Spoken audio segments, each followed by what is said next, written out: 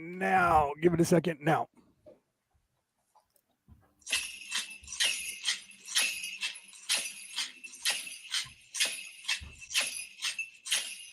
I walk your sacred ground, healing waters I have found, rivers flowing strong and deep, wash away your tears. Mother, I hear your cry, I feel your every sigh, I have come to comfort you, round the medicine wheel.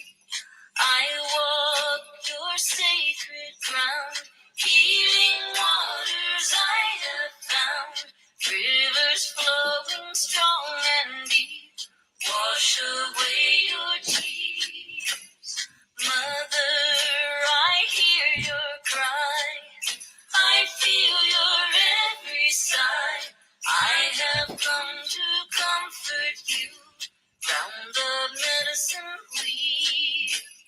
I walk your sacred ground, healing waters I have found, rivers flowing strong and deep, wash away your tears. Mother, I hear your cry, I feel your every sigh, I have come to comfort you, round the medicine wheel. I have come to comfort you, round the medicine wheel.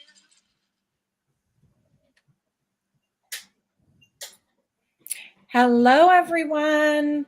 Welcome to Earth Day, April 22nd, 2022.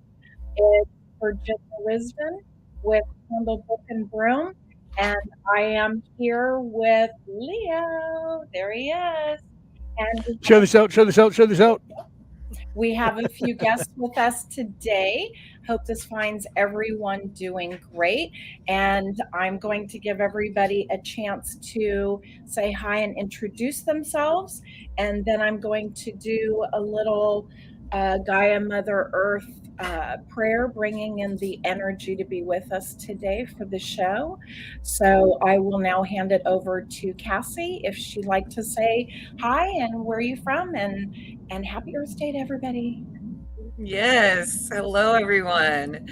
My name is Cassie Mackler, and I live in Post Falls, Idaho, in the U.S. And I had my awakening a couple years ago, but the last year things have been pretty strong and opening up. Very connected with nature. And just really happy to be here and to have some great discussions today about all sorts of things. So Awesome. We're happy you're here with us. Yes. Yeah, I wanted to say I'm also a healer. I do readings and I am a medium, but hopefully going into shaman school here soon. So lots of things opening up and finding lots of things. So that's a little bit about me. Awesome. Thank you for that. And so now I'm going to hand it over to Jacqueline. Good morning. Happy Earth Day. I'm glad you're with us. And introduce yourself. Yeah. Good morning. Greetings, everyone. My name's Jacqueline Taylor. I'm from Niagara, Canada, in Ontario over here. I'm so grateful and honored to be blessed, and happy Earth Day to everyone around the world. A little bit about myself is I'm a multi-dimensional healer and facet in the most magnificent realms that we call heaven on earth today. And I'm just so grateful to be here. I hope you guys can all hear me. And I don't know if you ever need anything when it comes to the light or anything with the love, contact me because we are all in this together. No one ever has to do it alone.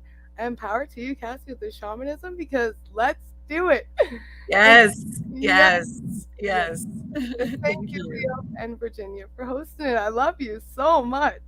Absolutely. Yes. We love you too. We love you too. I'm glad you guys are here with us. And we will have a couple other people jumping in, coming and going today and tomorrow.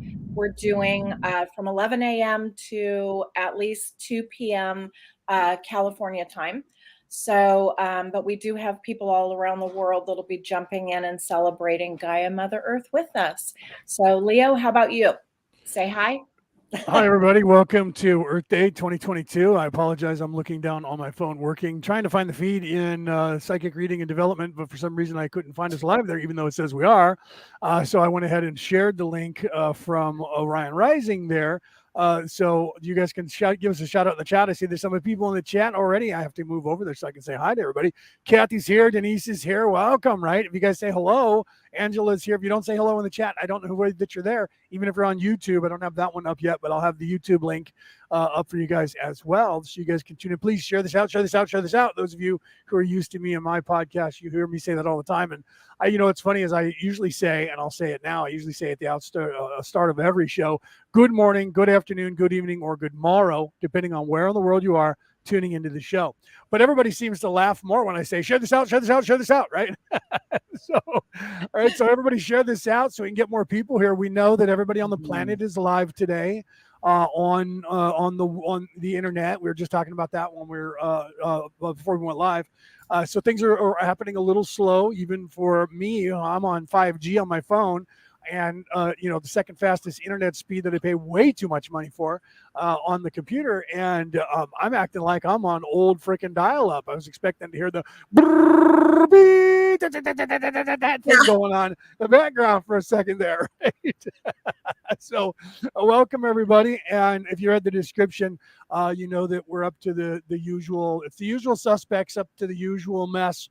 Right? We're trying to bring about the healing of Mother Gaia. We're trying to get everybody on board with green, but not this crazy political green new craziness that they got going on up there, because there's something going on that's weird with those people in that religion, right? We'll just leave that religion to them and let them play their little game, and we will save the planet, ourselves, and everyone else by getting to renewable resources, all renewable foods, sustainable renewable foods, sustainable renewable energies, sustainable renewable weight, human race. Yes, right? Because if we heal ourselves and we're eating properly and we're eating right, I'm just saying, I'm not trying to be preachy, but you guys know that I am a minister, so I kind of get preachy, don't I? Right? But you know what? It starts at home. And Jesus talked about that, right? He was talking about the temple, right? He said, I will destroy this temple and raise it up again. But he didn't mean the synagogue, or he would have said synagogue. He was talking about his own temple. And if you don't treat it like a temple, guess what? You end up sickly, right? So we want to talk about that too today. Hopefully we'll be talking about all of that, not just on Earth Day. It's like Christmas. People are really happy and they give gifts to each other and they're nice to each other during the Christmas season. And then Christmas is over and they go, good, now I can hate everybody again. And I look at people and go, really? Really? Is that? I thought they stopped making that model. I really did. I thought that went out in the 40s with grandpa and grandma, right? Hate and hate. I'm just saying. So those of us who are here today, and you can see the looks on their faces, it's not just smiling because I'm saying something that's funny. There's love in the eyes of the smiles that I'm seeing just here on the screen. So I know that you guys out there in the audience, some of you I know because you listen to my podcast and you're watching me, and others, all these people here usually get to see you as well on their shows when they're live. So we know that you guys love us, we love you, and we love the planet. So I don't have to go into my credentials. Most of you know who I am. Those of you who don't, look me up. Right? That's where you'll find me. But today I'll be talking about Earth Day along with everybody else. Right? So who wants to start? Let's start. We're going to have more people popping in and out as the day goes.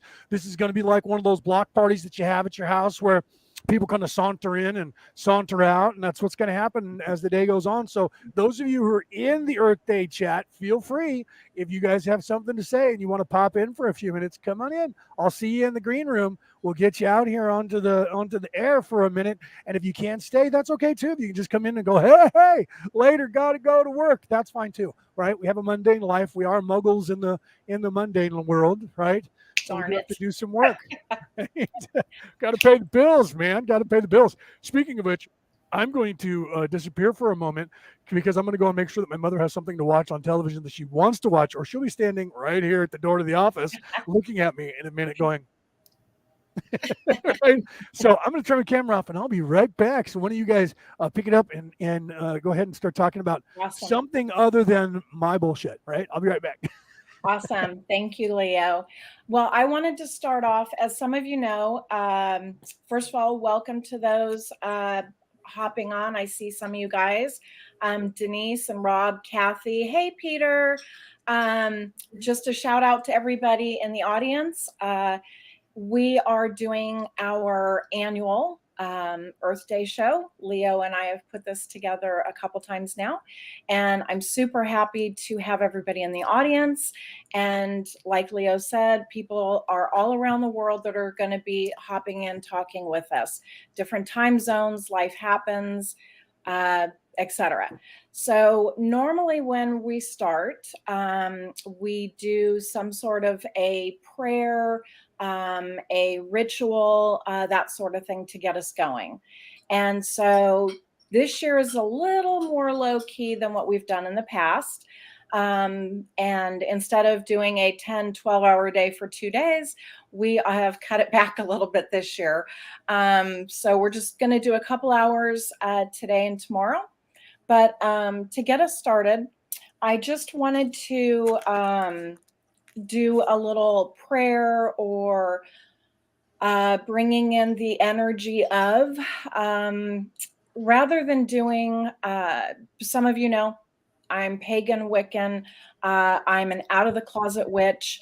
That does not mean that I do not believe in God. That can be another topic for another show. Right. Just to clarify that. So no hate mail, no negative, derogatory there. So rather than bringing in all of the elements and doing full ritual, I'm just going to call in the energy of Gaia Mother Earth. And I feel that it is very important to do so when we are celebrating her, when we are thanking her. And this is her day. This is her day. So I will just keep it simple, and I will bring in, center and ground. Take a few deep breaths if you would like. I do have my rose quartz for love. If you have any crystals with you, feel free to hold them.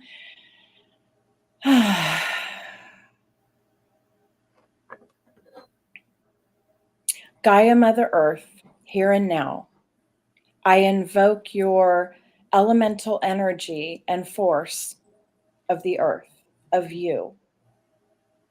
Today we celebrate, we thank, and we connect.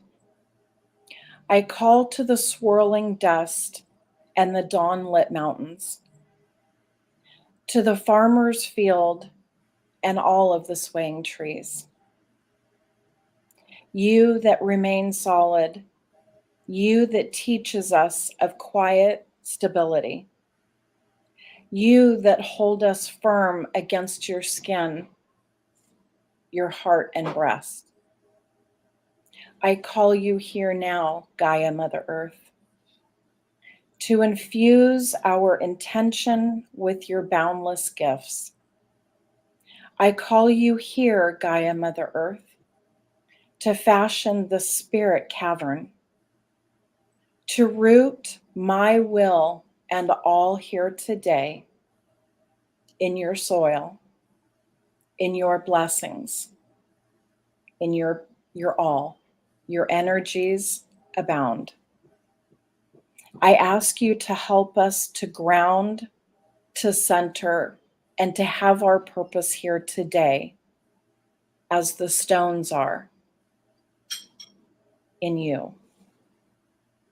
Be it boulder or gravel, redwood or rose, Gaia Mother Earth, we call to thee today. Welcome and blessed be. And so it is. Amen. All righty. Well, a little more grounded, a little more centered. Woohoo. Yeah. Some coffee energy. Yeah, Right? thank you, Virginia. Thank you. Absolutely. Thank you. That was wonderful. Thank you. Okay, so this is not structured. This is a free-for-all type of roundtable. So any conversations that come up, whether it's amongst us here in the room, if you will, or those in the audience. If you have questions, if you have topic, if you have thoughts, share them. That's what this is all about. Enjoy yourself. Send it out to your pages, your groups, your friends, your family. We are here just hanging out, enjoying Gaia Mother Earth. We may do some card readings if anybody feels like it. We may do some medium psychic work if anyone is moved to do so. We have some shaman energy here represented as well. So let's just jump in and enjoy. Right. And thank you for sharing. Those of you who shared, I can see a lot of you, especially if you're friends of mine. When you share, I get the notification on my screen that tells me that you shared. Right. So I know Jacqueline did. Angie, I don't think we're friends, but thank you for sharing. So everybody out there who is friends, share it. And if you're not, please share it. If you're not friends, send me a friends request. And that way I'll know next time. I'll also know when you're online. Right. So yeah, I apologize if I'm talking faster today than I did yesterday, right? Or 2 days ago, right? On Wednesday. Wednesday was 420, so we had safety meetings before we went live. Had a lot of that going on. So when I'm in that condition, I speak a lot slower than when I'm not. Right? People tell me all the time, Leo, maybe you should get high before you do every show, and I'm like, yeah, no, I don't know if that would be a good idea, especially when I'm talking about that religion that has to do with a D or an R after your name. Right? You guys don't want me like tripping while I'm doing that. It's bad It's enough. too early in the day. We need a little energy still. Right. Right. So, yeah. And if you guys have any questions, and comments, people are saying hi and loving it and all that. But if you guys have questions for something that you're interested in that we're not covering, ask. You guys know how I am. I love the Q&A a lot better than anything else. That's kind of why we did an open forum here, so that everybody can just kind of hang out and talk, instead of, last time we had structured 1 hour presentations. But I always feel that there's some Q&A that gets lost when there's timelines and time constraints. And that's kind of why we're doing the format that we're doing this year, because I think we missed questions that people might say, well, I really don't know about this, and what about that, and if somebody here will be able to answer your question, and if not, we'll look it up. That's the beauty of being on a live podcast and having a couple of producers, is that I can be sitting here while you're asking questions and someone's talking. I could look that stuff up and put it on the screen and figure it all out. So if we don't know the answer, we're not going to try and make something up. Everybody will say, you know what, I don't know the answer to that. Leo, look that up. It's just like any other podcast. When you're actually live, you got to have a producer that can look stuff up and Google that stuff. When I do my shows, if it's me by myself, I have to do it. But like when we do Skull Island, there's 4 of us, and we're always looking stuff up while other people are talking, right? So we all are acting like producers, right? So we love that. That's why that format works. That's why we're crazy on Skull Island. You guys should check that out on Wednesdays, by the way. Look at me, a little shameless plug there for one of my other podcasts. Plug. I gotta do that, right? You gotta do that. You have to. Jacqueline's doing double duty. She's in the chat talking, and she's sitting right there talking, right? So look at that. She's doing double duty as it is. Girl. Right? So Casey, give us a little. You've been quiet. Like Virginia and I are used to doing this. So is Jacqueline. Only she hasn't jumped in yet. She's being nice to me right now. She must be half asleep still. Otherwise, she'd be jumping in too, right? But Casey, you're the new kid out of us 3 that are here, right? I mean, I'm not saying you're the new kid all the way around, but for Earth Day and for our workings of Earth Day, you're the new kid. So pipe in. Otherwise, the 3 of us are just going to keep working it. Oh yeah. No, I had a beautiful start to my day. I kind of start out with, even before I get out of bed, I like to do a chakra balancing, meditation before I even get out of bed, and ground into Mother Earth. And, the energy today just feels great. I go outside afterwards, after I get up and kind of feed my dogs. I like singing to them. And they always enjoy that. Depends on what I'm singing, I guess, that day. But I love going out. One of my favorite things to do is just to be able to be barefoot. Grounding. It is such a fantastic and wonderful thing to be able to be connected with Mother Gaia. It just is the best. I can do that in the morning, laying in bed and imagining that, that coming from my root chakra, that root going down into Mother Earth. And I can do that and I feel connected. But there is a difference when you are barefoot and your feet are in that grass, or, you know, I was even doing it a couple of months ago when there was still snow on the ground, and running out there and putting my feet, and I could, you know, even when the grass was frozen, the feeling of being able to step on that grass and feel it kind of, you know, melt from the heat of my feet underneath, and feeling that connection.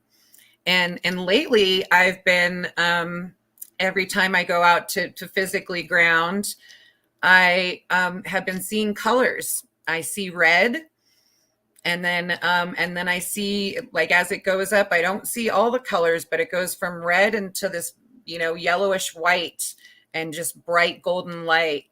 And I kind of know that's when I'm filled up, you know, of asking Mother Gaia to fill me up with light. I kind of know that's when I'm good, I'm tapped up, is when I see that light. But, you know, I think grounding for so many people is really important. We have those rubber soles, you know, that we wear all day long. We're always wearing shoes. And, you know, the more that we are connected and getting and feeling the ground, being with nature, the more that it helps us. You know, all of us here, I know we're so connected with Mother Earth and with nature.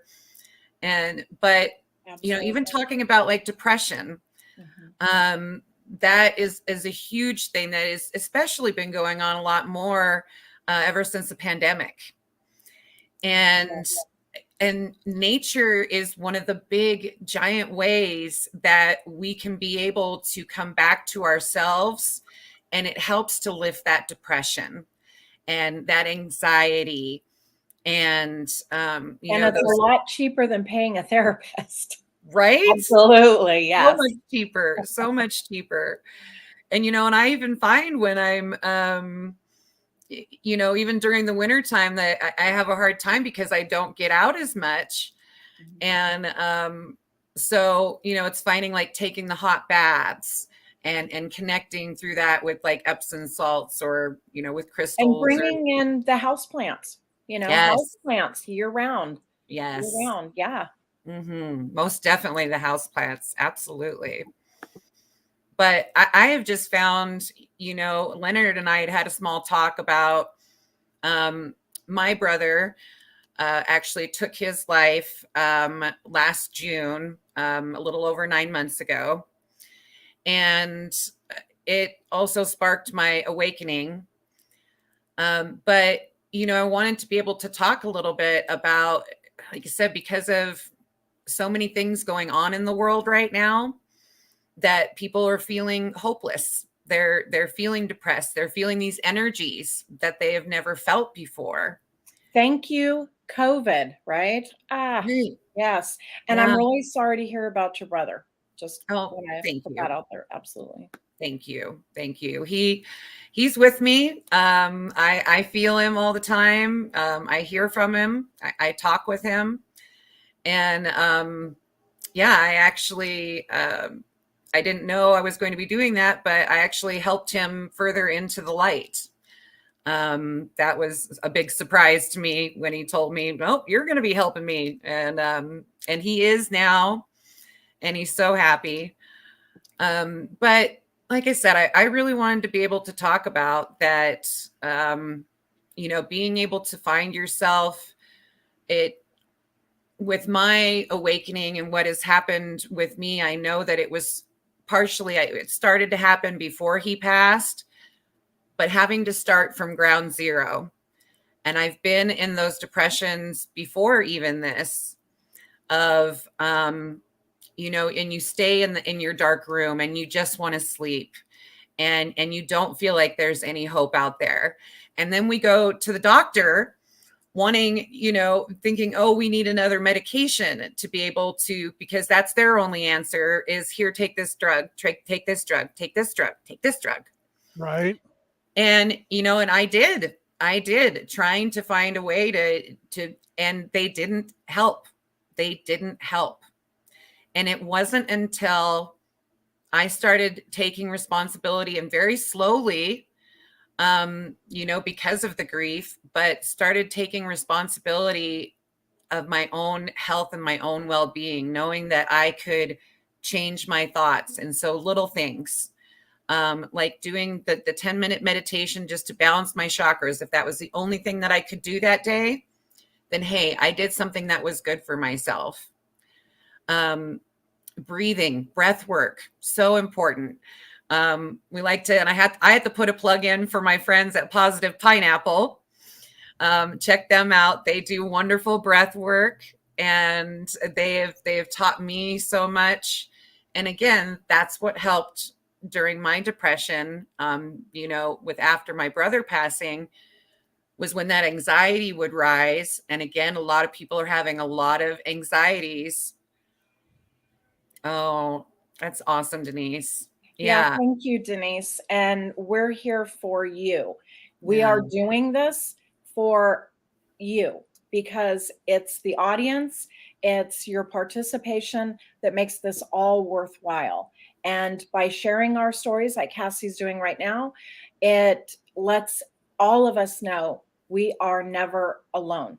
Right. No one is ever alone. Reach out to a neighbor, reach out to family, clergy, anybody. And we are sharing the hotline, the suicide hotline number there. So if you feel that you can't connect with anyone that is immediately with you, close to you, neighborhood, friends, family, call.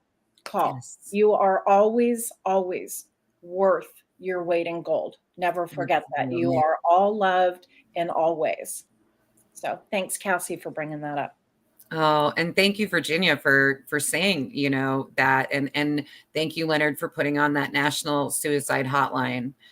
I just wanted to add that breathing of taking when that anxiety comes on. Yes. That deep breath that you take in through your nostrils, like you're smelling a flower, you blow up that belly outwards as you breathe in that air. And when you're breathing out, breathe out through your mouth and bring that belly into your spine. And even doing just 3 of those breaths, even just 3, will help to, and it's scientifically proven of how it helps to calm down your nervous system, your adrenal system, all of these things. Mm-hmm.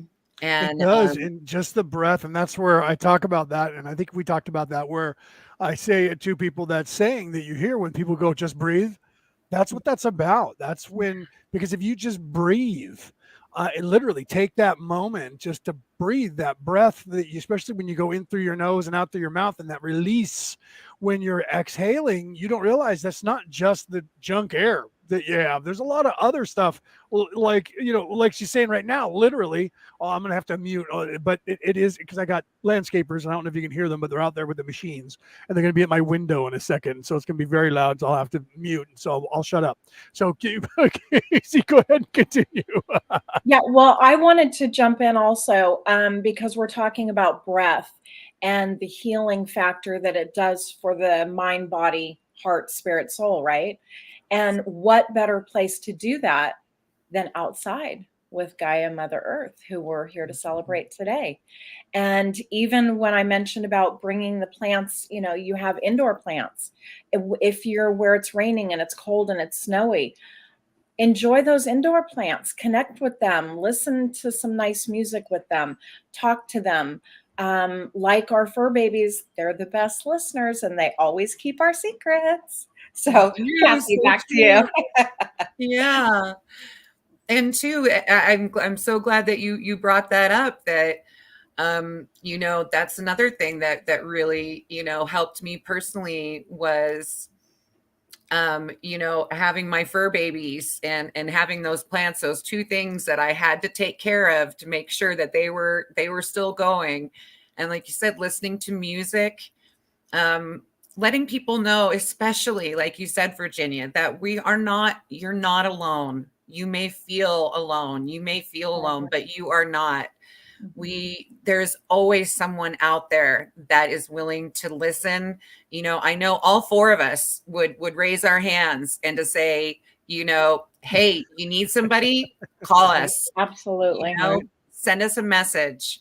Right. Always. We'll hold that space for you to be able to talk about your pain and what's going on, but we'll also support you in saying, hey, remember these little things. Remember the breath. Remember going out into nature, feeling Mother Earth, feeling Mother Gaia. You know, Kelsey, I wanted to mention before we go too far off on something else, you had mentioned about the passing of your brother and how it brought you to this place, to this space. And I wanted to mention, it kind of goes along the line of we're never alone, because our ancestors, we got to remember the ancestors. They made us who we here today, right? And they are always with us in memory, in spirit, in energy. And as a psychic medium, I often, the messages that'll come through for people are from their ancestors. And it's the blessing of our ancestors, spirit guides, guardian angels. All of it is they are with us, holding our hands and walking with us on this journey, because it's not an easy journey. You know, even if you have a great job, you have a great house, you have a lot of money in the bank, and you have stuff, right? We all collect stuff. But ultimately, it's our highest and best self that is most important on this journey. And when we can connect our highest and best self to our ancestors' highest and best self, we can learn from their experiences. And if we listen, like you said, just breathe, just listen. I mean, my tattoo, breathe, believe. There's a reason why this is here, you know? And it's when we take that time and we listen that we hear the messages, that we feel the connection, and we're never alone. Ever, ever, ever, never are we alone. Right. Whether you say God Almighty, whether you say Buddha, whether you say Goddess, whatever name you give, always with you, always part of you, because we are created in the image of, right? Right. Agreed.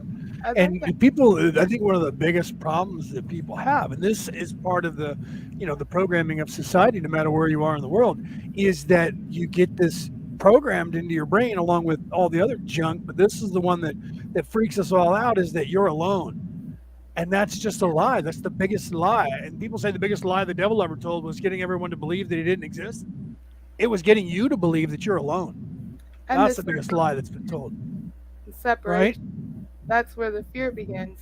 And when Virginia was talking about ancestors, I always go to descendants.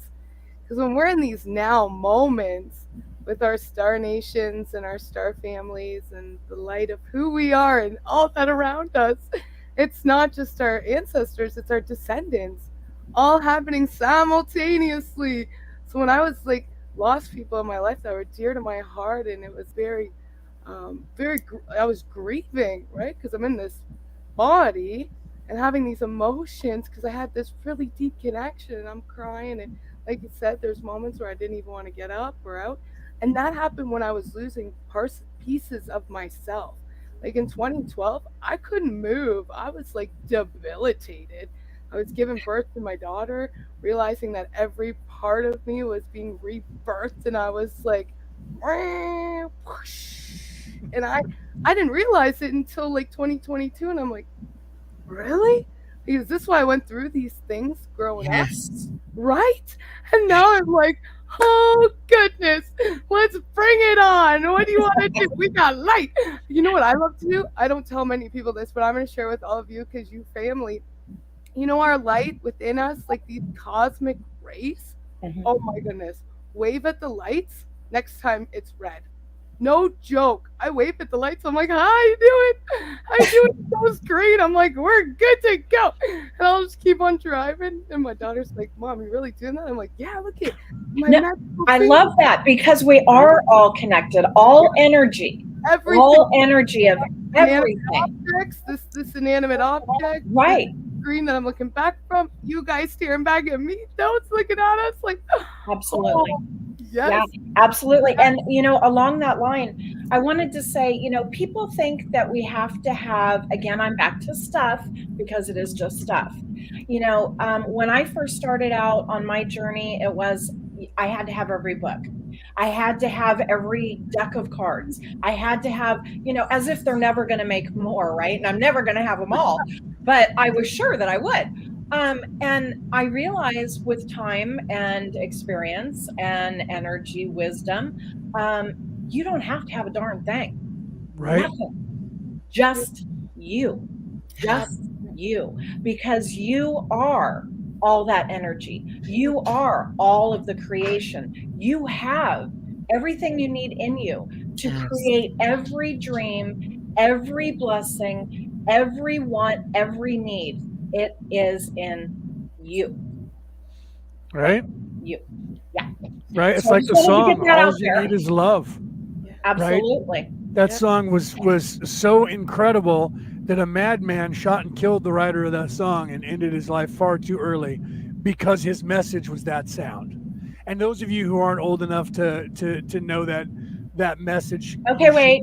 We don't know. We're firsthand. We just heard about it because we're not that old. Right. Yeah, we don't know that We just because heard about it. we were there because we were too young, honestly. Well, I was early, probably teens at the time, but still, right? The problem that we have is that you have that kind of stuff that goes on, and that cuts things short, and then people tend to forget because of everything that's going on in life that is trying to distract us. You have to realize that everything is a distraction and build up defenses against that stuff to stay focused on yourself. Because when you do that and you realize, I bring up the Tao Te Ching, which is the book of the way. It means the book of the way, and that was written in 604 BCE, 604 BCE, before Common and we definitely Era. weren't there for that. Right. I mean, well, who knows? I might have been. All right. Maybe we were. I talk about that when I talk about people who are like in this religion that we call that politics. Shh. That religion, I say, you know what the problem is with those people? They were probably present when Jesus was crucified, and they weren't the ones with screwdrivers and pliers trying to get him down. Right. And that's probably why they're wrapped up in politics today. Shh, I said that word out loud. Shh, it's like Beetlejuice. You say it too much. Right. No, it's bad. Instead of using that word, we'll say Gaia, Mother Earth. Gaia, Mother Earth. No, because then that gives them a positive. I know we need to give them positive energy, but it gives that religion a positive spin. I don't want to do that. I want people to understand that if you associate with a D or an R or an I or a G or any letter after your name that has to do with that place that's on television, on the news every day, well, those people, if you equate yourself with that, that's a religion you don't want to have a part of. Yeah. Okay? That's a religion you need to look away from. That's the only religion I will tell you on this planet. I would rather you pick up that book of Satan than because that's the real religion of Satan. Okay? The book of Satan is fake. It's just a bunch of people that got together and said, whatever those Christians stand for, turn it upside down. We're for the opposite. That's why we're evil. That's what makes us evil. Oh, yeah, and everything that the Jews stand for, upside down. There is the yin and yang, right? Oh, and wait, everything the Muslims stand for, upside down. We're just for opposite the big three. Okay? Right. Okay, so that's not real. That's the fake. That's fake. That's the one that the devil tried to convince you so you wouldn't think he was real. The real religion of the devil is on the internet and your local news station. Those guys who are announcers on the news are the sportscasters for the religion. Okay? Well, thank goodness today we are here on social media, changing energy of social media to something positive and giving gratitude for Gaia Mother Earth and all that she blesses us with, and reminding all of us, because we all fall short from time to time, that we are all connected, that we all depend on Gaia Mother Earth. I just said this the other day when I was talking to, I think, Virginia. I said, I'm not perfect. I don't know everything, because if I did, I wouldn't be here. I'd have a halo and wings. Right. Right. Right. No doubt. We're No here to doubt. learn. Since I'm We are here to not flying learn from and cloud to keep cloud in learning. front of your guys' very eyes, right? Yeah. I'm right here with the rest Right. of us, Right. right? Well, and we So do need yeah, to keep in mind, we need to keep in mind that the choices that we make on a daily basis absolutely affect Gaia Mother Earth, her healing, and her energy. And I'm going to give a specific here.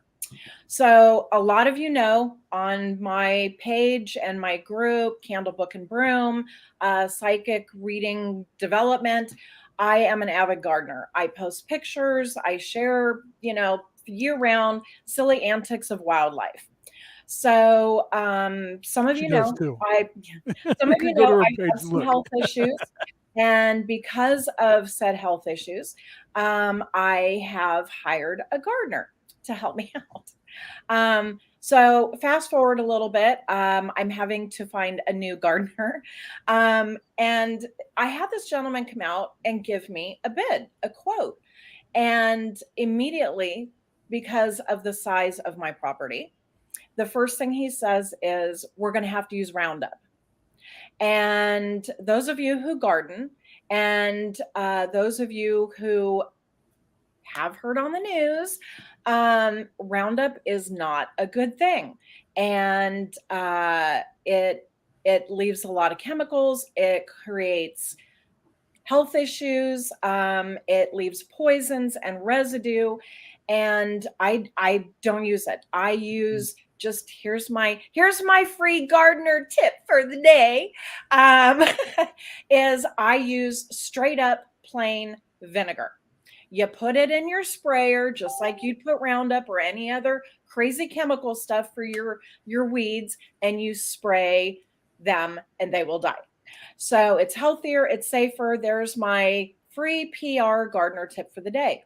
But my point here is, originally he quoted me $100 for an hour. Okay, $100 for an hour to come out, pull the weeds, do some trimming, things that can be a little challenge for me to do at the moment. Thank you. Yes, Denise, no Roundup, scream it to the sky.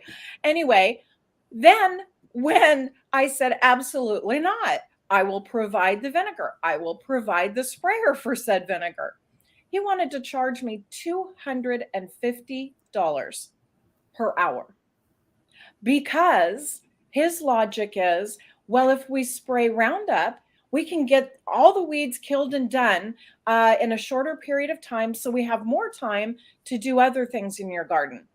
Well, my theory to that is, take your money and hit the road, Jack, and don't you come back no more, no more. Right, because No, otherwise they're going to be harming all the. I was started talking, my mic was muted. Harming the animals, harming the environment, harming our water supply, harming your dog who goes out back and might absolutely. eat the grass, walk around on the Yes. Roundup that's been sprayed there. I mean, come on, let's be serious, people. Well, Right, yeah, and then the guy's like, "Oh, I'm going to have to charge you more money because now I'm going to have to have my people standing around picking. Oh no, you're going to have to pick weeds. Isn't that what my grandma used to do? Your grandmother used to do the same thing." right, Right? Pick weeds. Come absolutely. on. We didn't And it need just, gardeners when grandma was around. She'd be out there squat down going pick a pick a pick a pick a pick a, and she'd have the little absolutely. trowel and she'd dig Mhm. out those roots herself. She didn't pay Hey, people. kids are great for pulling weeds. If you have kids, have them pull weeds. It's, Right. first job. There you go. But yeah, it just, Right. and I watched that TV show Last Man Standing, and in that show he made a point, they made a point, but whoever the writers were, to put that in there where yeah. there was something that needed to be done, and one of the characters said to what's his name who played the main character, I can't think of his name right now. He said to him, "Do you need to call somebody?" And he says, "No, that's what I have kids for, man. Come on." That's why I Right. had them. Absolutely. I was the Absolutely. remote control for my dad and the antenna guy who would stand there and move the antenna. Wait, touch your brother's nose. That's better. Stand there now for an hour. Got to watch the news, right? Wait, turn on channel 4. Now try 5. Wait, go back to 4. No. Go to 6, right? Do kids even do chores anymore? I'm like, Oh does my gosh. anybody even know what chores are anymore? I know, Like, right? I know. No You know what's kidding. weird is you hear that generation to generation. And I always thought, oh, my parents are complaining because we were lazy compared to them. Their parents complained that they were lazy I because walk of compared barefoot to them. uphill both ways in the Right? snow. right? And I'm looking at what I had to do when I was a kid, and I'm thinking, what did I have to do that I would not be late? Would I have to get a job when I was 4? Is that what I had to do? Is go to work as slave labor or something? Because everything I did was pretty. I mean, I worked with my father. He gave us a really good work ethic because of it. Yes. But you know what I mean? None of it seemed to be. My father made it fun. Hey, we're gonna go paint the house today. You want to come? We were like, yeah, man. What are we gonna do? We're gonna stand around all day long chasing the sunlight. We got to be in the shade the whole time so that we don't mess up the paint. But it has to be ahead of the sun so the sun dries everything. So it was this logical thing that he did, but wax on, wax off. You know what I mean? And for us, we were like, that was fun. My dad would be like, I'm gonna go rebuild the engine in the truck. You want to help? Yeah. Other kids would be like, what? That's work. No. And I'm like, wait a minute, what? And so I look at people today. My first inkling that we were in trouble was when I was a retail manager, and my cashiers, who all were over 18, because you had to be 18 in the state that I work in to go to work. So they were 18 or above, and the power went off. And they're like, boss, what do I do? And I'm like, ring them up by hand. And they're like, what? I don't understand. And I'm like, take the SKU number, write it down in the price, add the stuff up, add tax, and then have them pay you cash, and you can give them change. And they're like, what?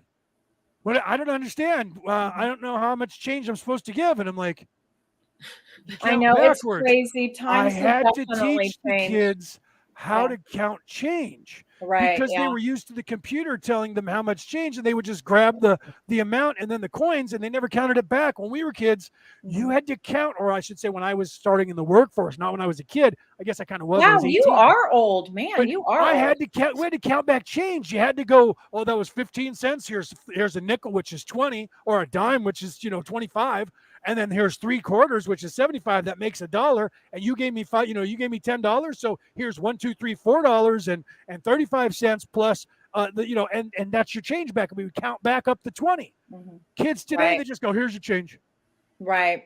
Right. And I was like, they're what? taught how to use the computer more than they are using this computer. Yeah. And they were like, tax. And I'm like, you don't know how much, what sales tax are in the state of California? You live here. Every time you buy something, there's a sales tax. You don't know what that is? And they're like, well, I know there's a tax that goes to the government. And I'm like, you don't know how to calculate sales tax? And I'm like, what did you learn in school? I know our school system for public is pretty bad. I went through it, okay? Right. But they taught us basic things. What are they teaching you now? Now I realize what they're teaching because it's happening in court. Right. So nowadays, I don't really fault kids for not knowing anything, because from the time you walk in as 5 years old, they start going, okay, so what gender are you associated with today, Johnny, Peggy? Yeah. Right. Well, whatever label. Here's your label. Yeah. Exactly. What are you going to be labeled as? Yeah. So that's more important than, oh, here's this old style clock we called analog. If the power goes out, you have to understand what these 2 hands mean. Oh, and forget about reading a map. Oh my God. Right? The other day, I was out with a friend, and her daughter had to pull out the paper map, the paper map, and try to get someone young to read a paper map now. Not something on Google, not, oh my gosh, that was hysterical. It's like, are they not teaching this anymore? But anyway, you hand kids today a paper map. No joke. You hand kids a paper map today, and they look at it and they go, okay, so like, what is this, dude? Well, they want, and they're being serious, and they want the children and this generation to be dependent on computers and on technology and on them, whether it be buying your food at the grocery store, whether it be, renting a home, they want you having to rely on them. Yeah. AKA dumbing down. Agreed. Right.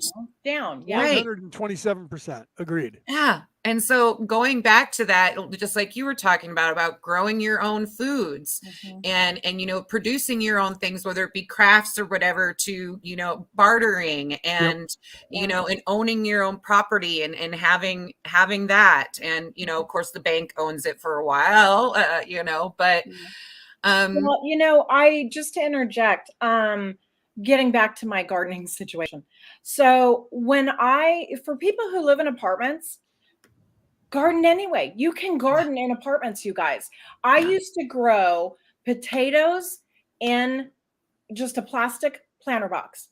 Just take your potatoes, let them start, rooting, growing, getting sprouts. dries, Yep. cut them in half, put them in the dirt. I guarantee you will end up with potatoes. Super simple. I actually did that. It's funny that you say that, because I did that when I was living over in the city of Clayton, or it was Concord, but on the border over in the San Francisco Bay Area.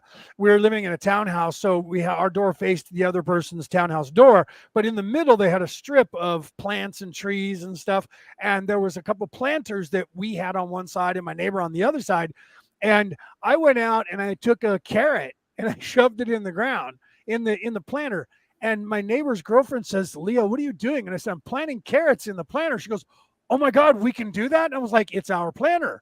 And she's like, "Oh, give me a carrot. I want to do it over here too." So I handed her another piece of another carrot, and she shoved it in the planter, and carrots started sprouting. I mean, the stalks started coming up. And later on, she pulled out a carrot and was like, "Oh my God, I grew this." And she ate it. And she was like, That's "Oh my awesome. God, what else can we do?" And I thought about Virginia growing the potatoes. And I said, you could take a potato, and as soon as it starts getting roots, when it starts getting soft and you think it's gooey and throw it away, that's when you put it in the ground, and it will make new potatoes, more potatoes. Absolutely. So she did that in another planter, and she had a little plant in there, and we had to tell the landscaper, she had to put a little sign: "Do not pick the weeds out of this planter. They're not weeds." Right. And so we had to convince the landscapers, don't touch that. Those are not weeds. That's food. And once it started to sprout, the landscapers are mostly Mexicans, and they come from a place where they still grow their own food. So they looked at that. Well, yeah, you're right. That's carrots, isn't it? Yeah, it is. So next thing you know, we had tomatoes growing, we had carrots, we had potatoes, anything you could grow. And then somebody was trying to grow corn. Well, don't do that. It grows 8 feet tall. Right. No doubt. No doubt. The other thing I wanted to mention is there's a lot of simple things that you can do whether you're growing roses, or you're growing herbs or vegetables, whatever it is you're growing. Always, the internet is super full of free information, right? Good, bad, or indifferent. So with that, you do not have to, if you want to go organic, you do not have to buy the expensive $70 a bag, $25 a bag organic dirt, soil. You don't have to. Use your coffee grounds. I am not a pod person. I will not do the coffee with the little Keurig pods. Some of these companies, if anybody sees this, they're going to go, "We're going to sue them." But anyway, carbon footprint. Totally. Use your coffee grounds and put them in the dirt at the base of your plants. I promise it will help your roses grow amazingly. Your hydrangeas will get beautiful colors because it increases the acidity naturally in your soil. You don't have to do anything expensive. And many of us are growing our own vegetables now because you want to know where it's coming from. You want to know, first of all, that you're actually going to be able to get it, and it's not going to be at a ridiculous price. And it's great to do with your kids. It's great to do with family. It's very zen. You start with something small, you see it flourish, you see your energy and your efficiency continue to grow. Use baking soda. You have baking soda in your house to bake cookies with, right? Combine it with some water, pour it on your plants once a month. It will also help the flowers flourish. And with that said, it also makes a great paste. If you get a bee sting while you're working in the garden, or a mosquito bite, put it on there, make a paste, put it on the sting, on the bite. It'll bring out the toxins. So healthy, natural. It's all good, you guys. I'm sorry, I can't guys, help it. I want First of to all, I'm a further. Taurus and I'm totally Mother Earth energy. So I Yeah, want to and further what I love Virginia's it. saying. one I of want to the further that because if you guys go to one of these places, one of the yard places, and you get this really expensive stuff that you throw down for fertilizer, open it up and look in there. And what you're going to find is eggshells. You're going to find coffee grounds. You're going to find all the stuff that Virginia's talking about. It's not a joke. They put all that stuff in there, and then they add a bunch of chemicals that help things grow. That's like Miracle Grow for plants, which happens naturally in nature. I know this because I spent 10 years as a certified pool and spa operator, and whenever there was a fire anywhere, and I live in California, which has fire season every year, the smoke that comes off of burnt wood is fertilizer for plants. It's a Miracle Grow for plants. Okay, and when you take the charcoal, that's why the planet itself burns out all the dead old stuff, and everything that comes off of that dead old stuff, including the charcoal that's there, creates life in this Miracle Grow for life to start over again. Compost. Yep. Yes, compost. Absolutely. And I think even, back to my childhood and my mom, planting flowers in the front, garden beds, and doing a garden in the back, vegetable garden and herbs. And I just remember the magic of being a child and that rich earth of, reaching down and feeling that coolness and using your hands. And sometimes we had gloves on, but most of the time not. And right? And being able to dig those holes and plant each one in. And you didn't have to worry about chemicals, right? Because you weren't buying. Grandma didn't buy. My grandmother had her own compost pile. And that was where all the stuff came out that we're talking about that would create that nitrogen. I didn't mean to interrupt. And I'm sure that yours did the same. So you didn't have to worry that you were going to get something on your hands that was going to do damage to you because it was all natural stuff. Anyway, continue, please, because that's a great story. I just wanted to interject with why we weren't wearing gloves, quote unquote, as kids. Go ahead. Yeah. It didn't matter if you were getting the dirt underneath your. I was always an earthy kid, and I was a tomboy, but I was also a girly girl. I've been kind of everything and all of the above, but I just remember the magic of that feeling of like that sun coming down and being able to, remind people to share that magic with our younger generation because, because of the fact of there's so much pushing. Well, you just go to Walmart and you just pick up this stuff and whatever you need. And we are realizing how much toxins are in our food and in our, not just in our food, but in our environment with our laundry detergents and all the chemicals that are in our sprays and cleaners and with the amount of plastics that we use now. There's plastic in the food chain itself because we have so much plastic garbage that we have put all over the planet. I did an entire documentary which has now been deleted when I was deplatformed from Google. I think I have it backed up on my hard drive. If so, I'll put it back out eventually. I even had permission from TED Talk because I used some of their videos. So they actually had a commercial in the show that I put together. I signed a contract with them so that I could use their imagery, that they had really good imagery. And what the concern was, and it still is, but it's less now, guys, just so you know, because people are working on it. But 5 years ago when I did the documentary, the talk was that in 50 years, if we didn't change what we're doing now, there would be more plastic in the ocean than life. Okay. And that's how bad that it is. And people are taking every time you have something that has plastic that you're buying, when you go to the store and you buy, well, I'm going to conserve water. I'm going to go to the store and buy 10 cases of water and water bottles. That is that plastic never goes away, guys, ever. Okay. It just breaks down into smaller and smaller particles. And that ends up in the water supply and in the food supply. And now it's in the food chain and it's in everything that we eat: fish, meat, poultry, plants are growing with plastic inside the plant itself now because it's taking it and absorbing it out of the ground. And we're consuming this food and we don't know what the long-term effects are going to be.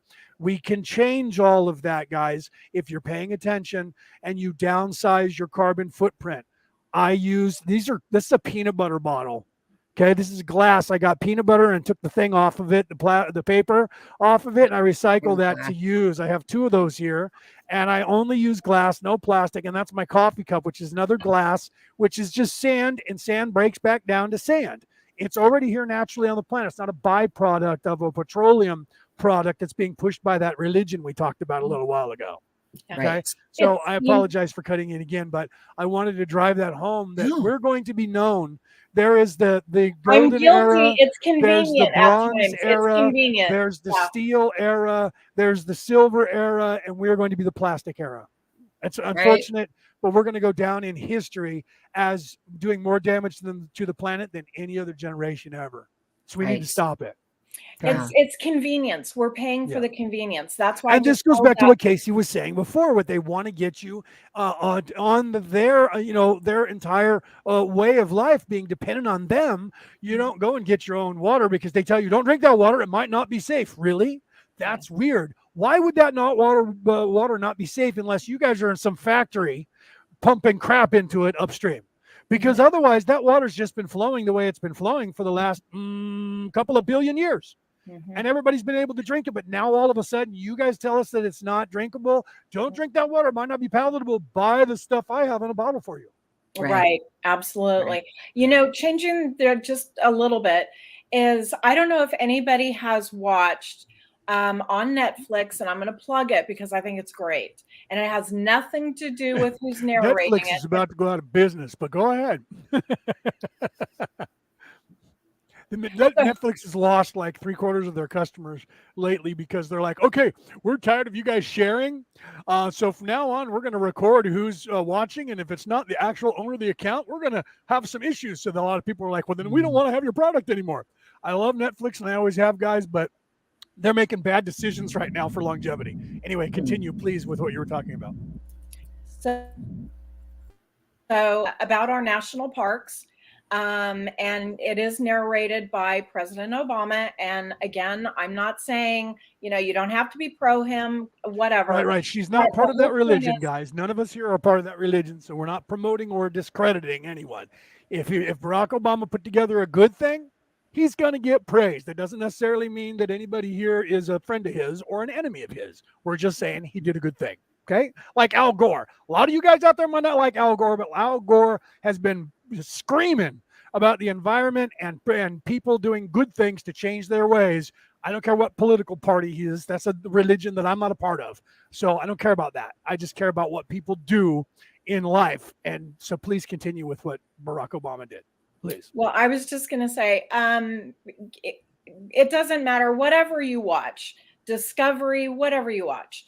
If you look at these shows about our national parks, about our wildlife, about the number of animals that are becoming extinct, you can't help but look at yourself in the mirror at some point and say, what is my contribution here?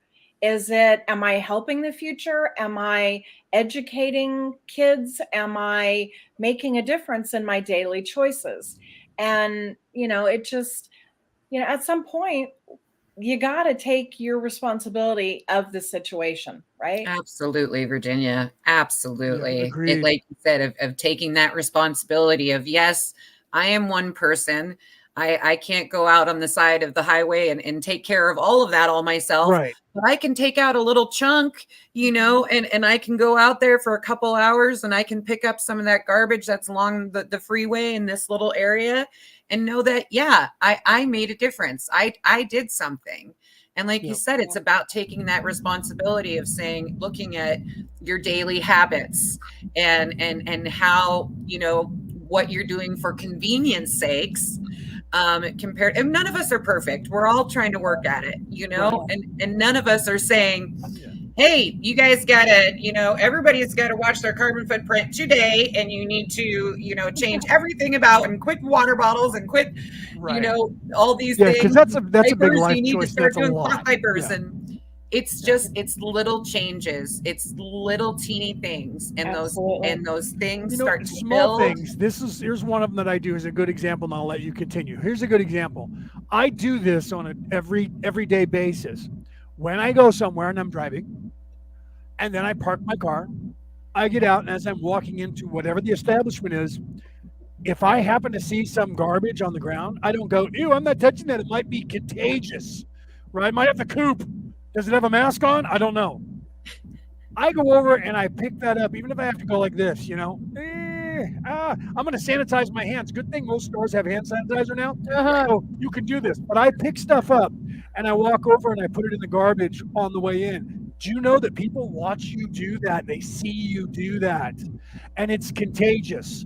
Because I've done it and then turned around and watched, and someone else will see something and they'll pick it up and put it in the garbage. When if you don't, everyone just steps over everything. So the next time that you're out and about in the world, one little thing pays it forward, because anyone who sees you do that, and everyone's going to see you because no one else is stepping, they're all going to step over it. And you don't realize that everybody's paying attention until you bend down, pick it up, and walk over and make a point to put it in the garbage. And people will go, whoa, did you see that? That guy's stupid. He picked up that garbage. He's going to get the coop. But it got into their head, and the other people around, they will do it too. Okay. Well, and pay it forward. Love, love, love, love, love, right? Love heals. Love is amazing. If you go to Starbucks, if you end up going to Starbucks, or you go to McDonald's, or you go get gas, whatever, grocery store, you're in line. Somebody in front of you is $10 short on their grocery bill. Help them out, man. Pay it forward. Yes. Pay for somebody's bridge toll. Pay it forward. Right. It all makes a big difference. Omar, who was here in the chat earlier, who is right now on another show talking about Earth Day on his show that he's put together. Yay, Omar, Earth Day. Woo! Right. Kudos and shout out to Omar. Go to Watchers Talk and check it out after we're done, because he'll be on all day probably. He does this whenever he goes through, and this is why I'm saying it, because you brought it up. Whenever he goes through the drive-through, and he said on his way to work, he would go to the same Starbucks every day. He would go through and he would say, I want to pay for the guy behind me, whoever that is. I want to pay for their coffee. Awesome. And he would give them money, and then he would say, I'll see you tomorrow. How long are you going to be here working today? Oh, I just started my shift, or I'll be here for another couple hours. Are you here every day? I'll see you tomorrow. And then tomorrow he would go, how long did that go on? That's awesome. How many customers before some asshole said, oh, thank you, and didn't pay it forward? Yeah. And he would get the person behind the counter involved in paying attention to what was going on. And he did that every day. And he said that when he did that, the person would say, 27 people, man, yesterday kept paying it forward. And he was like, that's how it works. It totally does. Yes, absolutely. I do it all the time. I was just going to say, me too. I love doing that. Love it. When I do, I'm like, they got a coffee on me? They're like, yeah. I'm like, okay. And then I'll look in my bag and they completely screwed my order. And I'm like, maybe it was just me coming to pay for this coffee today. I did mess my order up, but I was supposed to take care of the guy behind me. Yeah. Whoever it was. Yeah. We are the light. Yep. And that's what I've learned, like, even more. Like, when we share our truth with each other, whatever point and direction that is, right? We're here to assist in whichever way it is, right? Yeah. That is when we can tune into that true nature. And that one thing that somebody might have been screaming about, yet didn't know how to actually articulate what was going on. Yet they're screaming inside and outside. Yeah. Which usually gets to a point where there's not much listening happening within. And there's Bridgie. And when we do that one small act of kindness, it really allows us to not only share that light with them, but for them to engage in that kindness within themselves. Because it was you guys that showed me love before I could show myself love. Like, right. It came from others showing me and guiding me. And then when I seen that, I was like, oh, this is how fun it is. And then I just kept shining. And I think Bridget wants to squeeze in here too. Because the love is endless, right? Right. If she wants to come on, get her over there, put her on. The only thing on her head, let her talk. One headset. I don't know if we can plug into. I've never done it before. Right. I don't know. We'll have to figure that out. Right. Her daughter, I was talking to her. Was yesterday or the day before we were talking to her. Her daughter was in the background. I was like, put her on camera. Oh my God, how old is she? And she was like, oh my God, she's 11. I'm like, get her over there. Yes, and so she started. I'm like, we got to get her on the show. She's way. That's awesome. Yeah. Bridget's 10. Or 10. I'm sorry. She's 10. Yeah. That's okay. She acts like she's 16 most days, so it's okay. Right. I'm like, okay, can we squeeze in closer? Yeah. She was Here, making I'll give you the adult microphone. comments Here you go. on the thing. Right. And then She I'll Ugh. was. in here. There she is. Hi. Hey, good morning. Welcome. Here you go. Hi there, Ann. Share. Okay, we're good. Say hello. You good? What? I'm sorry. What is her name? What's your name? What is it? Too loud. Now she's getting shy. Look at her. It's Bridget. Bridget, Of now she's getting course shy. it is. Miss Of course it Bridget. is. Yeah, she gets shy now. It's Earth Day. That's why we're all live. You know, of course you know. These Look kids at her. I she- know it's Earth Day. is she Of in course it's school? Earth Day. Is she in school or are they still on break or whatever? We do it a little bit differently than most homes here in Canada. I've learned with a lot of stuff that she's gone through with her mental health. I became a home educator. I did too. I Yeah, homeschooled I my was going to son. say, Yeah. Virginia did the same thing. She Yeah. homeschooled her son Hi, for puppy. years. Yeah. Yeah, so it's been Look a at the little bit puppy. of adjustment because everything that's happened, we kept getting shut down. Right. And then we tried to do online, but then it wasn't working. So we had Yeah. asynchronous. And then it got to a point where she had two teachers, but they were substitutes and had other teachers. And Yeah. he would bring home that energy. Right. And next thing you know, it was like, whoa. And I'm Yeah. like, is this because of home or because of Right. school? And it took me like 3-4 years to navigate. Right. And then finally we got to a point where with a private school now, but it's for home educators, and then Yeah. with the Ontario FTP or whatever it is. So, That's awesome. I know when I mean my my son's, oh my gosh, 35 this year. And when I started homeschooling him, it was like nobody was doing it. Nobody was No, doing it. it was in Yeah. fact, I remember that she had to go through like this whole inspection, and they had to make sure that she had a curriculum that was up to code. California is really, really stringent that way. Some states and some countries are like that. I know this only because I follow like cruisers, because I was going to do that for a while on my yacht. Those of you who know me know that. I was going to be a cruiser on my yacht, and I was going to go to the Caribbean and sail around. Some countries in California, in the United States, is one of those states, and a lot of states here where if you check in to a port and you have kids on your boat, they make you come offshore and register, and they make sure they come in and inspect to make sure that you're teaching your children right, or they don't let you in to their space. So literally, if you came to California and you didn't have the right paperwork and taking care of your children, they'd make you go back offshore. You Right. can't come here until you prove to us that you're taking care of your kid right. If you land here, we're going to take your kid from you. So go back out there or leave and go to another state. So they made her go through rigmarole and people came and checked, and she had a curriculum, and that they were making Yeah, sure I just wanted to Yeah. say, when it comes to homeschooling, I tell everybody, if you can do it, do it, do it, do it, do Yeah. it. It's Well, great for the it's well, it's great holistic, because I'm just saying it's more of like a holistic way, right? Compared to the traditional way. Because when I went looking, I had to look at the law Right. in Ontario, whether or not it was prohibited, what steps I would take to go from Catholic to then in a whole different part. And I kind of had to navigate. And that's the thing is, what we're teaching children today is remembering things, Mhm. the basic Right. things that they will not need, right? Yeah. And yes, these things are very crucial components in education. Yet when it comes to like curriculum, we have a guideline here Mhm. of different provinces, and probably you guys had a certain one in California Yeah. that it had to be at certain things. Mhm. And what I've learned is more than I'm home educating, it's not about the grade anymore. It's not Right. about the number. It's about where is that child blossoming, Mhm. rather than sticking with a particular pattern, because they're both highly intelligent. They just Mhm. need to expand in their own. Right. Well, one thing I Like a was textbook.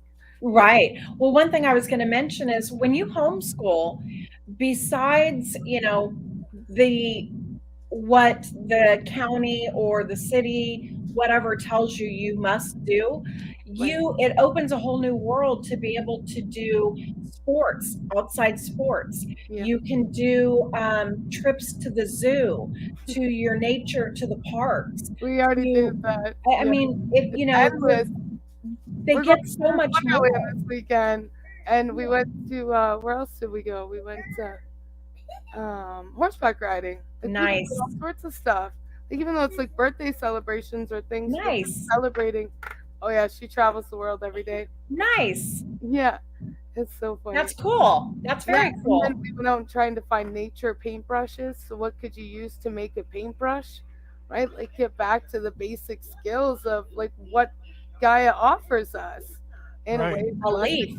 A leaf. A Well, a leaf. leaf and a stick, right? You Yep. got a paintbrush. You could use I think some of it was some grass in a paint. Mhm. We did all sorts of different ones. I remember we used to make, when I was a kid, we would make necklaces from the eucalyptus trees. You know, they drop the little and the ball like thing and it's got a hole in it.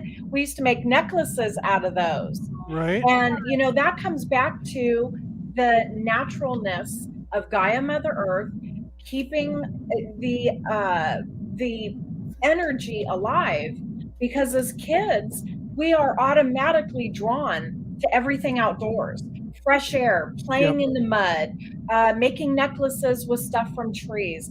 It is natural in us. We are drawn to it, just like our ancestors, to connect with Gaia Mother Earth. And, you know, for so much. And, you know, I am so glad that finally, what is it now? I think it's 56 years ago, 50 so years ago, when Earth Day started. That I'm so glad that that happened, that we take this opportunity at least once a year, if not once a day, when we really should be doing it, Right. to connect, to give thanks. And, you know, I'm being of a paganism, Wicca, just an outdoorsy person, a Taurus, whatever your reason, ground, heal, center, breathe, connect with Mother Earth, because she is here for us and she is blessing us. We just need to stop and smell the roses, literally, and be Right. grateful. Yeah. So very first Earth Day was April 22nd, 1970. That's when it started, 1970. So that's, what is that, 52 years ago? Yeah. Nice. That's awesome. 52 And years thank ago you, today. thank you, hippies. Thank you, Yeah. hippies. Right? Right? Absolutely. Right? I know I don't Yeah. have the long hair anymore, but anybody that knows me knows that I'm a hippie. Right. No Right? doubt. Yeah, no doubt. That's why they call me Rasta Rat. Rasta Rat. Right? I That's love that awesome. picture, by the way. And that was random. That was one of those things. Press this button and see what your spirit animal is. I went, click, and I went, oh, yeah, baby. Rasta rat. Rasta Rat, little rat smoking pot. That's with a little hat. I love hilarious. the hat. The beanie that's knitted that has all the colors, you know. He had that on his head. I was Here's dying. another thing, right? That we can easily gather when we're outside. This is a crow feather, You know, but back in the day, that was a pen. well, and Native Americans, they use it for smudging, right? Yes. It's smudging, it's Yes. clearing energy, it's Yep. breaking the, you And know, then they the used it in waves, their the head. vibes. They used it in the headdress too, depending on what, you know, whether they used an eagle or a crow, meant different magic for what they were trying to do. And they would have it first. They would hang it off of a braid. You know, they'd have one hanging off a braid sometimes hanging off their ear. You know, when they were doing different things, were different rites of passage, and especially when they were going into the kivas and doing a lot of different things that they would do. All of that nature was everything, guys. We're in this modern era. We've gotten so far away from that we think that we have to have metal and plastic and aluminum and all this stuff. And you know, I was, when I was living down in the San Francisco Bay Area, my next door neighbor was had a business. He was from Mexico. He had a business that was the fumigation business, to where they would come and put that tent over your house and fumigate your house to get rid of termites or whatever rodents that you had, and especially termites. And he said, you know, it's funny, in Mexico, I didn't have a job. And I said, why? Why you couldn't start your company there? And he said, no. In Mexico, most of the buildings are made out of adobe. We don't have termites. America, that's an American problem. You guys build everything out of wood, and the termites get into it. So you have to. So now I'm going to be a millionaire because houses are made of wood here. then we don't have that problem. So we don't have to spend that money to worry about that. And if America went back to making things out of earth, all your problems will go away. When I moved to Arizona, I realized you can build a house in Arizona either out of Adobe or out of wood like we do now. And everybody who had an Adobe house said their house was far cooler in the summer, far warmer in the winter, Yeah. because it had naturally thick walls of earth. So, and they didn't Yeah, have to worry about stop cutting termites, down all the flies, trees. spiders. Nothing got into the walls because the walls are all earth. Stop cutting down all the trees. I got to give a shout out here because I worked as a vet tech for 20 some years. I worked in wildlife rehabilitation, and we are taking down, I'm sorry, too many trees, way too many trees. There's owls losing their habitat. They're Yep. becoming extinct because they have no place to nest. Yep. We the redwoods need to stay up. They are part of our history. There is a reason that we have all these trees that Right. Mother Earth plants, after the fires. Thank goodness, thank heavens, whatever, that they replenish the seeds because we Yeah. need these trees for our oxygen, for our survival. So Right. think about these Plants. things, people. You There's guys a out reason there need why to they're realize. here. I want to reiterate what Yeah. Virginia's saying here and the importance of that. You guys out there that don't understand, I hate saying that word, don't understand, because we don't stand under anyone. Those of you who don't understand or you don't get what the importance of this is, anything that grows on this planet that is green breathes what we exhale. They inhale that like Miracle Grow. They need it. It's their air. Do you realize that the byproduct of the air that they breathe in, that they breathe back out, is oxygen, which we breathe in? So the more we are destructive to the trees, especially the big green trees, the evergreens and the redwoods, but all green life, that's killing us. Okay, we're destroying the rainforest on this planet. And I jokingly said about 30 years ago once, we humans are going to die out of existence in the future because we're going to find out that we destroyed the one thing, the one plant or the one animal in the rainforest that saves the human existence. And now Right. coming forward, I'm worried that that's going to be a reality. I joked about it back then and thinking that we would have enough common sense, but it's only common if everyone has it, to Right. stop destroying the rainforest. But they've gone to rainforest destruction 101, and they're on full speed and trying to destroy that. And when I say they, it's the people that apply to that religion that we're not talking about, that we mentioned earlier. And it's crazy, guys, because they don't seem to have any idea, and they're trying to get that across to you guys without you knowing it, that there is no reason to be concerned about the environment because it doesn't have any recourse on us. We'll all be long dead when it decides to give away. And so will the rest of the entire human race if we continue on the path that we're on. People are changing that. Okay. It is becoming more apparent, and it is becoming not a thing as much because there's many millions and billions around the world that are doing what I do and what these people are doing, and doing that on a daily basis and informing people so that we understand, or we understand, we don't stand under anyone, we understand, we get the fact that we have children. Look, Jacqueline has a child. What is her child going to look at in this world? What is her child going to see? What is her grandchildren going to see? Not You know just what I mean? well, and your own as everyone's. I'm Yeah. just suggesting this right now, but think about this too.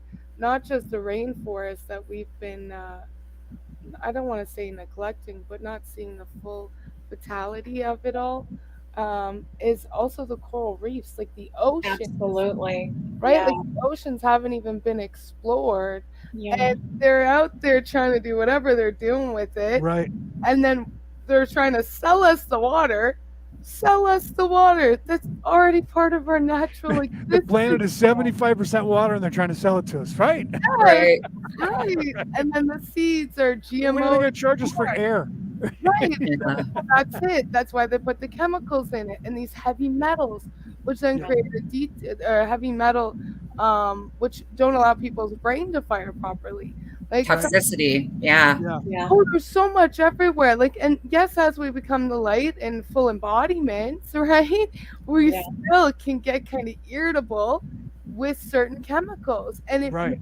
not Right. happen to the average person because they're so accustomed to whatever it is.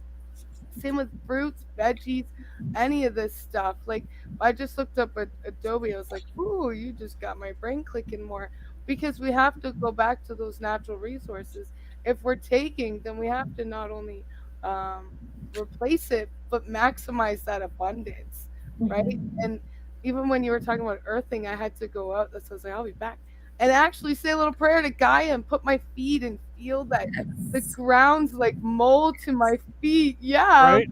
I haven't done Yes. this in a while, friend. I already do it in Right. the front, but I went and did it in the back, and it's been the first time in a long time, and I'm like, wow. I know. I do it every day, and I I feel that connection almost every day. I'm not perfect, but I did want to bring up, kind of back to the trees and planting. Right. A gift that I had gotten with my brother and I, like I said, have always been nature kids, and we grew up in the national parks, in Glacier National Park and Yellowstone. Like, that's where we grew up during the summers. And one of the things that a really good friend who knows me had, for a gift, and it's called Trees for Change. And as a gift, she had gotten me this. I'll show you. But 10 trees have been planted in a U.S. national forest as a memorial grove for Drew Bracken. Oh, that's awesome. And Nice. this was from my friends, and you can actually go, and this says, waste recycled paper, no trees was harmed in making this certificate. And then it gives a phone number, Trees for Change. I'll put that up there because, I mean, just even giving this little gift to someone else of saying, hey, I'm planting this, not just in memorial, but I don't know if we can get the number up there. Yeah, we can see it clear. Hold it up for a second. We'll just leave it there for people to see. And for the people That's listening on awesome. the MP3 broadcast, it has a 707 area code. It's in the United States. So it'd be 1-707-508-9262. Treesforchange.com. www.treesforchange or for a change. I'm sorry, treesforachange.com. That's awesome. And, Yes. even if you go to that website or call that phone number, I'm sure they can connect you with other states or countries. I know my family's from Ireland and Scotland, and I know that over in Ireland, they will actually do something very similar to that. So the good thing is we're all waking up, we are all tuning in, we are all connecting, and we all realize we can make a difference in one form or another, and through our loved ones, our ancestors, the connection to each other, we can make a definite difference. Absolutely. Absolutely. I am Right? so glad you Agreed. shared that. Thank you for sharing that. Yes. Yes. I put Well, that and up it in the was definitely comments your as your well as up on the conversation. screen. Good. Sorry about that. Go Good. ahead. Yeah.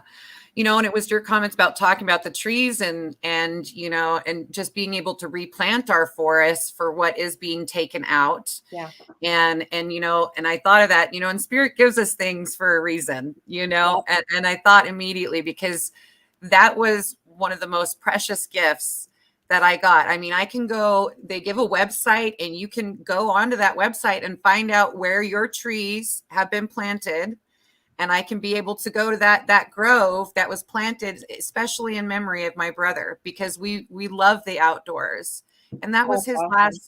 last resting, place was out in the mountains. That's awesome. And While we're talking about it, I wanted to mention there's a lot of different organizations that you can join as well, not just for trees, not just for planting, but to help our wildlife, to help the inhabitants that we share this space with. So whether if you're into wolves, lots of wolf sanctuaries that you can adopt. Not, I don't mean to bring home, but you can sponsor. That's a better word. You can sponsor wildlife, and they will send you pictures of the animal that you have sponsored, whether it's a wolf or a jaguar, a mountain lion, a hummingbird, the bees. Let's not forget the Ugh, small ones, the yes, bees. the We bees, need bees, them bees, to bees. survive. Yes. So, Yeah, uh, especially the European honeybee. For those of you who don't know, that was on the endangered species list for a while in the United States. Without that, they found out that the other animals did thrive and start flourishing. I remember when that happened and the honeybee was waning, all of a sudden bumblebees were everywhere. And I was like, where did all these bumblebees come from?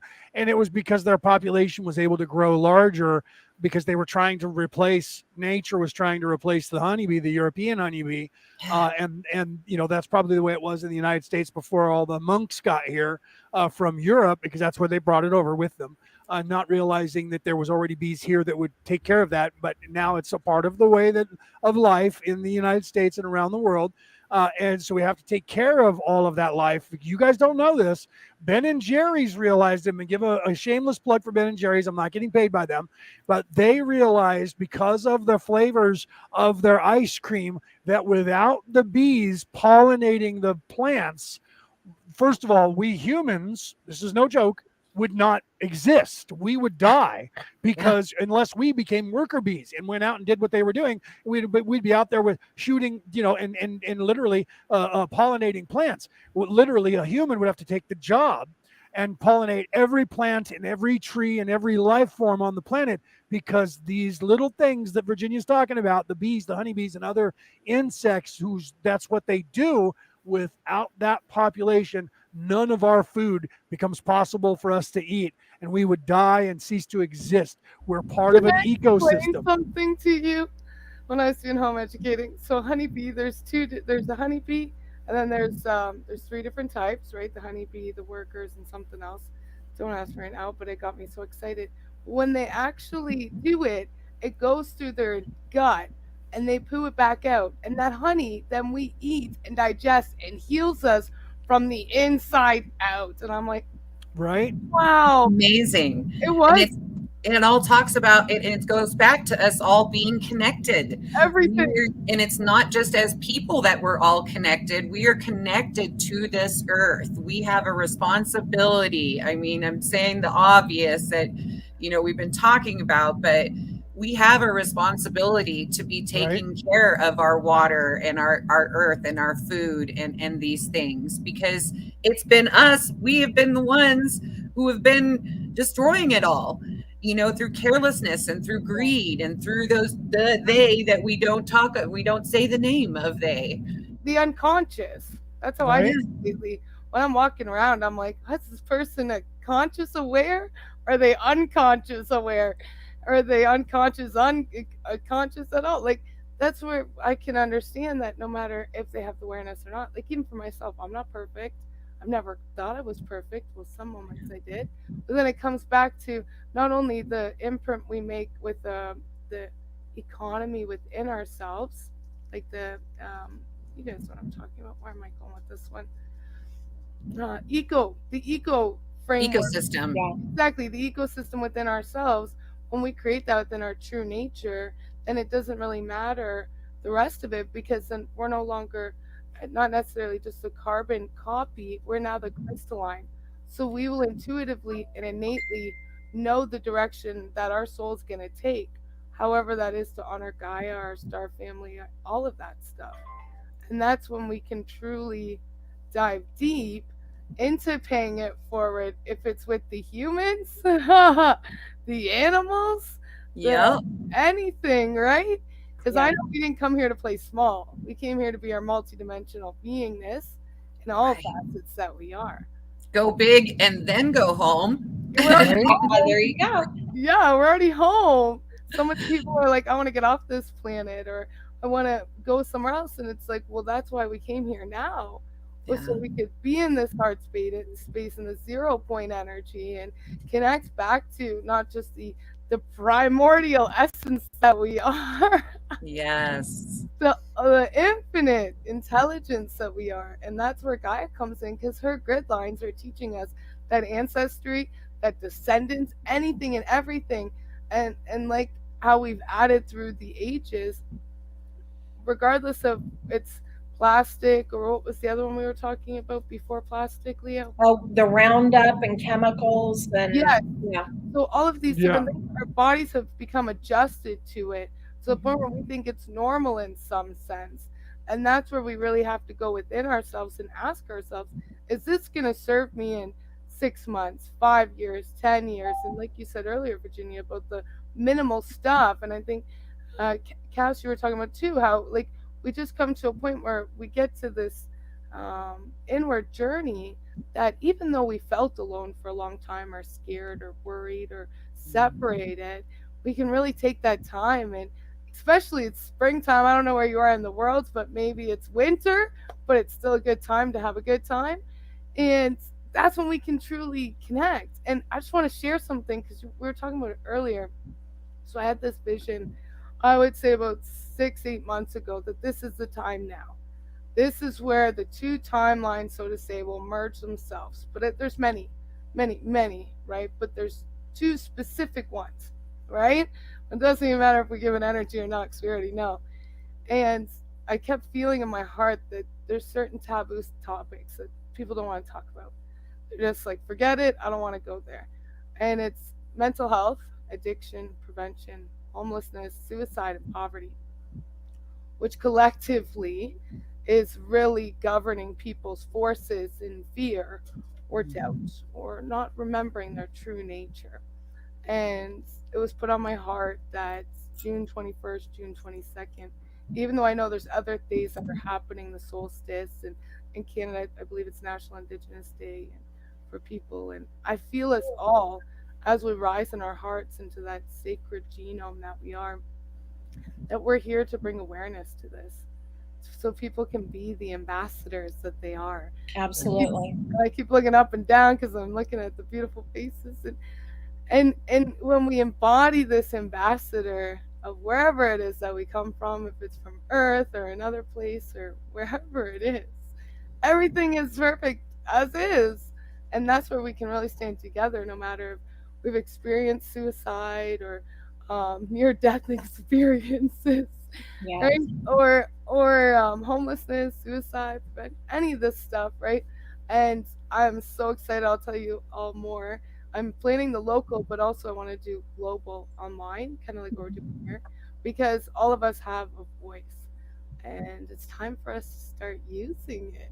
I'm Use that really throat chakra. Use it. absolutely. That truth. Yes. Yeah. Whatever platform, use it, right? Get the voices out there. And I wanted to touch on, Jacqueline, since you mentioned that. We say, as I say, pagan Wiccan, as above, so below, right? Absolutely. And so everything is connected. And whatever we believe in, whatever way we worship, we are all connected. And going back a little bit to when we were talking about what we're doing to the earth, we are doing to ourselves, as you mentioned, Jacqueline. So many of us, myself included, have been diagnosed with autoimmune disease. Don't know what it is. My mom. We don't know what's caused it. We don't really know how to fix it, but you have autoimmune disease. We'll break it this down. is really rare. Like 1 in a billion gets this, and you're the lucky one. What? Right? Yay, right? Yeah. Yay. Yeah. Or you get the answers that we just don't know. We don't know. We just don't know. We got to keep We testing. don't know. We don't know how to help you. We don't know how to cure it. We don't know how to do anything. Right. Absolutely. You have to go inside and really start seeking your own truth of having that faith in yourself, of I've got to do this myself. I've got to look into these things. I've got to research and know, what's you have to be your own advocate. I mean, whether it's for you or your fur baby, because I just went through this with my own dog. You have to be an advocate because otherwise you're just a number and you're just going to take this pill and you're going to be charged that amount, but we still don't cure anything. Right. And, They don't I always put you on say, medicine. They this, just put the Band-Aid on. right. That's all. I always say, dis-ease in your life, dis-ease in your environment creates your diseases. And once you can tap into what is the dis-ease that I have in my life, what is it that I am not looking at and dealing with? Because once you deal, then you can cure. I mean, I'm just throwing it out there. So mine was hard. Right, and that's the shadow work, right, that we have to do on our inner self anyways. So I look at it this way, just like I had said about the pain body. We abuse the pain body. I said this last night, right? It was yesterday, Jacqueline. We abuse the pain body because it wants to be abused. Its job is to be the pain body, so it wants to be abused. It doesn't understand anything that we do. It just wants your attention, and your attention is, I'm a body, and what my function is for you to know and keep you rooted in this reality so that you understand, or you understand, because we don't stand under anyone. I'll eventually get that out of my brain, and I won't say it that way anymore. I'll always say understand, right? You just have to rechange. There's another part of the negativity that you got to get out. That was the secret. So we tend to, our body wants to tell us something. So without its function, what does it have left to do? So it constantly wants to be in pain some way so that it has a function, because it only does what it's told. Its job is to be the pain body. So we need to convince the pain body that you don't have to be in pain. I know you're there. So we have to take care of ourselves, right? Right? All part of the lesson. It's all part of the journey. It's all part of our lessons. It's all part of the growth. It is all part of connecting with your highest and best self. And we all have the inner life light. And your inner life light may be this big or it may be this big. And it's going to continue to grow as you continue to know. But there you go. Right. Yeah, I like that. It's going to continue to know, right? And I'm like, oh, I like that. Right? But it's so true.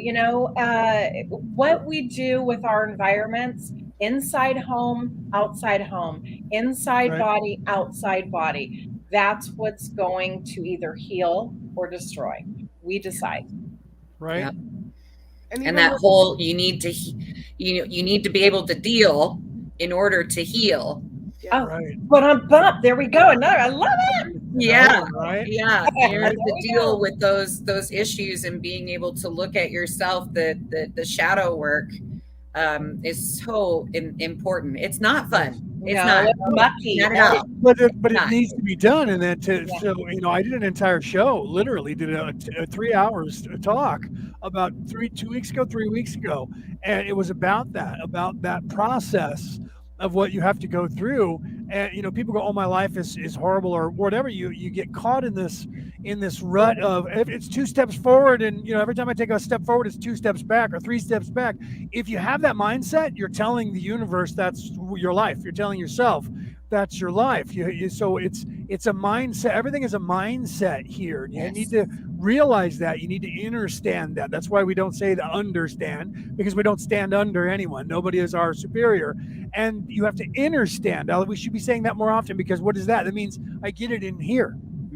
Right? I get it in here. So you have to understand that we are our own. Yeah, we're our own enemy. So the only way you can do that, like we were talking about the shadow work, is even though it's icky and it's yucky, at the end of the day, or at the end of that shadow work, when you push those things out and you experience them, and you force yourself to look at it, and then you be honest with yourself and say, yeah, I have a problem here. It's a fault. That's the hardest part right there. Yeah. Be honest with because the ego is going to be telling your mind to tell you, no, don't listen to the guy on the shoulder, the little angel on your shoulder. That whole little concept is the devil on your left shoulder and the angel on your right shoulder is the ego on your left shoulder, and it's your conscience, not your consciousness, but your conscience is on your right shoulder going, no, don't do that. You wouldn't want someone to do that to you. And then you got the devil over here, which is your ego, that is instant gratification. Who cares about him? What's about us? Let's get it. Let's do it now, man. Who cares if we hurt his feelings? That's the devil over here. And then your conscience, your consciousness has to listen to one of them. And then you hear people talk about that. Which wolf do you feed? Yes. You understand? Yep. Do you understand? So we have to take care of ourselves. It's in all the scriptures, guys. I know you go, oh, here he goes. He's a priest. He's one of those clergy. I don't care what spirituality that you are a part of, or even if you don't have any in your life. If you read any scroll from any of these so-called religions that were based on true scrolls of people who were trying to tell you the way that you should be conducting your life, which is a good, wholesome way that will lead you back to the source, whatever you call that, if you pay attention to that, all of them said the same thing, and they were all talking about, and how do you do it? You have to understand. You have to fix you on the inside. And like Jacqueline said, the only way you can really let people love you is that you have to love yourself first. So how do you love yourself? You have to go do that shadow work. Casey was talking about it. Virginia was talking about it. You have to do the shadow. You know what? I'm not listening to the ego anymore. And I'm going to admit that I have faults. I am not perfect. I have problems. I have faults. And it's okay for me to admit that to myself. In fact, it's vital and it's important for my survival of my body, of my mind, of my spirit, and the entire complex that I am. That's Once part of the you journey. The understand journey is being perfectly imperfect. Yeah. Yes. And giving yourself that grace, you Yes. know, of not being hard on yourself, giving yourself grace. Yeah, it's of, okay to be a hey, screw up. I'm learning. This is what this process is all about. Yep. And also too, for my experiences, it's getting comfortable being uncomfortable. Oh, Cozy yes. in my multidimensionality. Yes. Wait, is this higher being self, or is this, oh my god, I want attention, or Right. that sort of thing? And that's where I've learned to come back to it, is really the deeper, where you say inner stand, I go to the inner knowingness, because the shadow to me is my ancestral lineage and my descendant lineage of who I was in all Right. lifetimes, all happening simultaneously, every single freaking one of it. So if I'm struggling to get out of myself or out of the freaking way, what is it that's sticking me in that box, so to say, or keeping me in that sort of separate mode that it's already won? Like, what's separating that conscious or that devilish behavior? Because Right. I was not a nice person for a very long time. And then I realized, wait, we can't go on like this. You know, I think most of us aren't very nice when we're teenagers, right? We know everything. Yeah, kids are We horrible. know it Teenagers don't all. know everything. I was like, I don't I got it know. all figured out. I don't need to be told. I got it figured out. Right. I know what this is all I knew about. everything. You don't have to I tell me. just asked me. I knew everything, and then one day I turned 23 or 24, and I woke up and went, "Holy crap! Where did it all go?" And that's when you have that realization of you really didn't know anything anyway. You just thought you did, bro. Yeah. Yeah. And now I feel like with Gaia, it's a feeling point rather than just a thinking point, because that is very logical, right? Most are very logical. I have to understand this, and then it's like, oh wait, Get out of the mind and free the spirit. Get out of the mind, yes. free the spirit. And for the holy part of you is connecting to that heart, Yeah. that core heart that you are. Because when you're connected to that core heart of you, Gaia, the galactic, whatever you call within yourself home, that is when it's like, okay, let's go pick up garbage for an hour, or let's go help people, or let's be of service and do outreach, or whatever your calling is. Feed the spirit as you feed your body. Exactly. Well, and that's it. Because Yeah. the nutrients that we're feeding our body, it is not only blessing our fibers to become more alive, Yeah. it's actually revitalizing us. And I've learned that with people, places, things, inanimate objects. I've always had it for a long time. And now I see more of like the aerial perspective, where yes, I'm connected to all that is, yet there's a connection of all that is that's connected to all that is. Like, it's like Right. Yeah. beyond thought or form or feeling. Yeah. You know what I'm talking about. Yeah. Right? Yeah. Hmm. Well, we have to be able to, we're created for. I had a conversation, and I'll tell you the story. I had a conversation with a rabbi, and he was playing the devil's advocate. Although in this sense, it wasn't the devil's advocate; he was playing the God advocate, right? So what he was doing was he was speaking as if he was God, and I was the human race, and I Absolutely. was asking questions to God, and God was being objectively responsible with the answers back to me. So it was a harsh conversation that you would have with yourself if you were being honest. And and I asked questions like, what are we here for? Why all of this existence? And he stopped me and said, you have this concept of the shadow work that you guys need to work on. He says, that's a good thing. Don't ever stop doing that. Everybody should do that. But you're missing the point. And I went, really? And he said, yes. And I remember he's speaking as if he's God. And I said, I don't understand. He said, well, you have to understand. Let's understand. That's where I started getting that from. Let's understand because I don't stand under anyone. And right. And I was like, oh, right. I'm speaking to he who is channeling God at this point. I don't stand under anyone. So you would understand this. I created all of this, and it was beautiful, and no one was here to witness it, see it, and experience it. So I created all of you. But I created you for a reason, and you've forgotten that reason. And I said, well, isn't the creation for us to live life and experience life and better ourselves to return back to the source? And he said, close, close. All of that's well and good, and you want to focus on that, but it's not why I created you. I said, well, then why did you create us? And he said, I have this part of myself that's very objective. I have to be objective with myself because I am the creator. If I'm not objective with myself, I become the ego I created for you, and that is not me.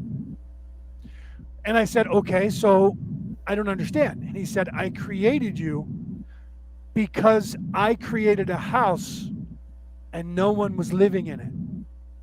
I created you to live in the house and make it a home so that I could join you there.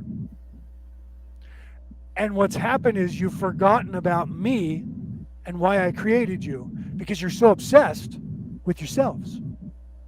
When you're created and you need to do these things, and the only way you can make my house a home is to do these things, but you have to realize you were created to make this house of the universe livable for yourselves, and then I can join you there.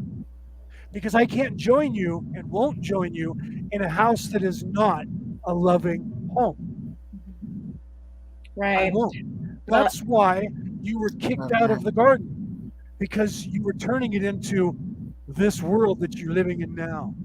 You all have to remember why I created you. Take care of yourselves, fix yourselves, but you were created to turn all of this into a home. And the only way you can do that is you have to love yourself, everyone else, the home you're living in, and respect it, and the universe, and me.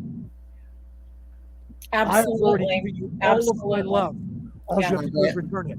And I was like, what? Right. Well, it's true. I mean, how many different times do we see, you go into the store and they sell these signs and things you can put up in your house that says what?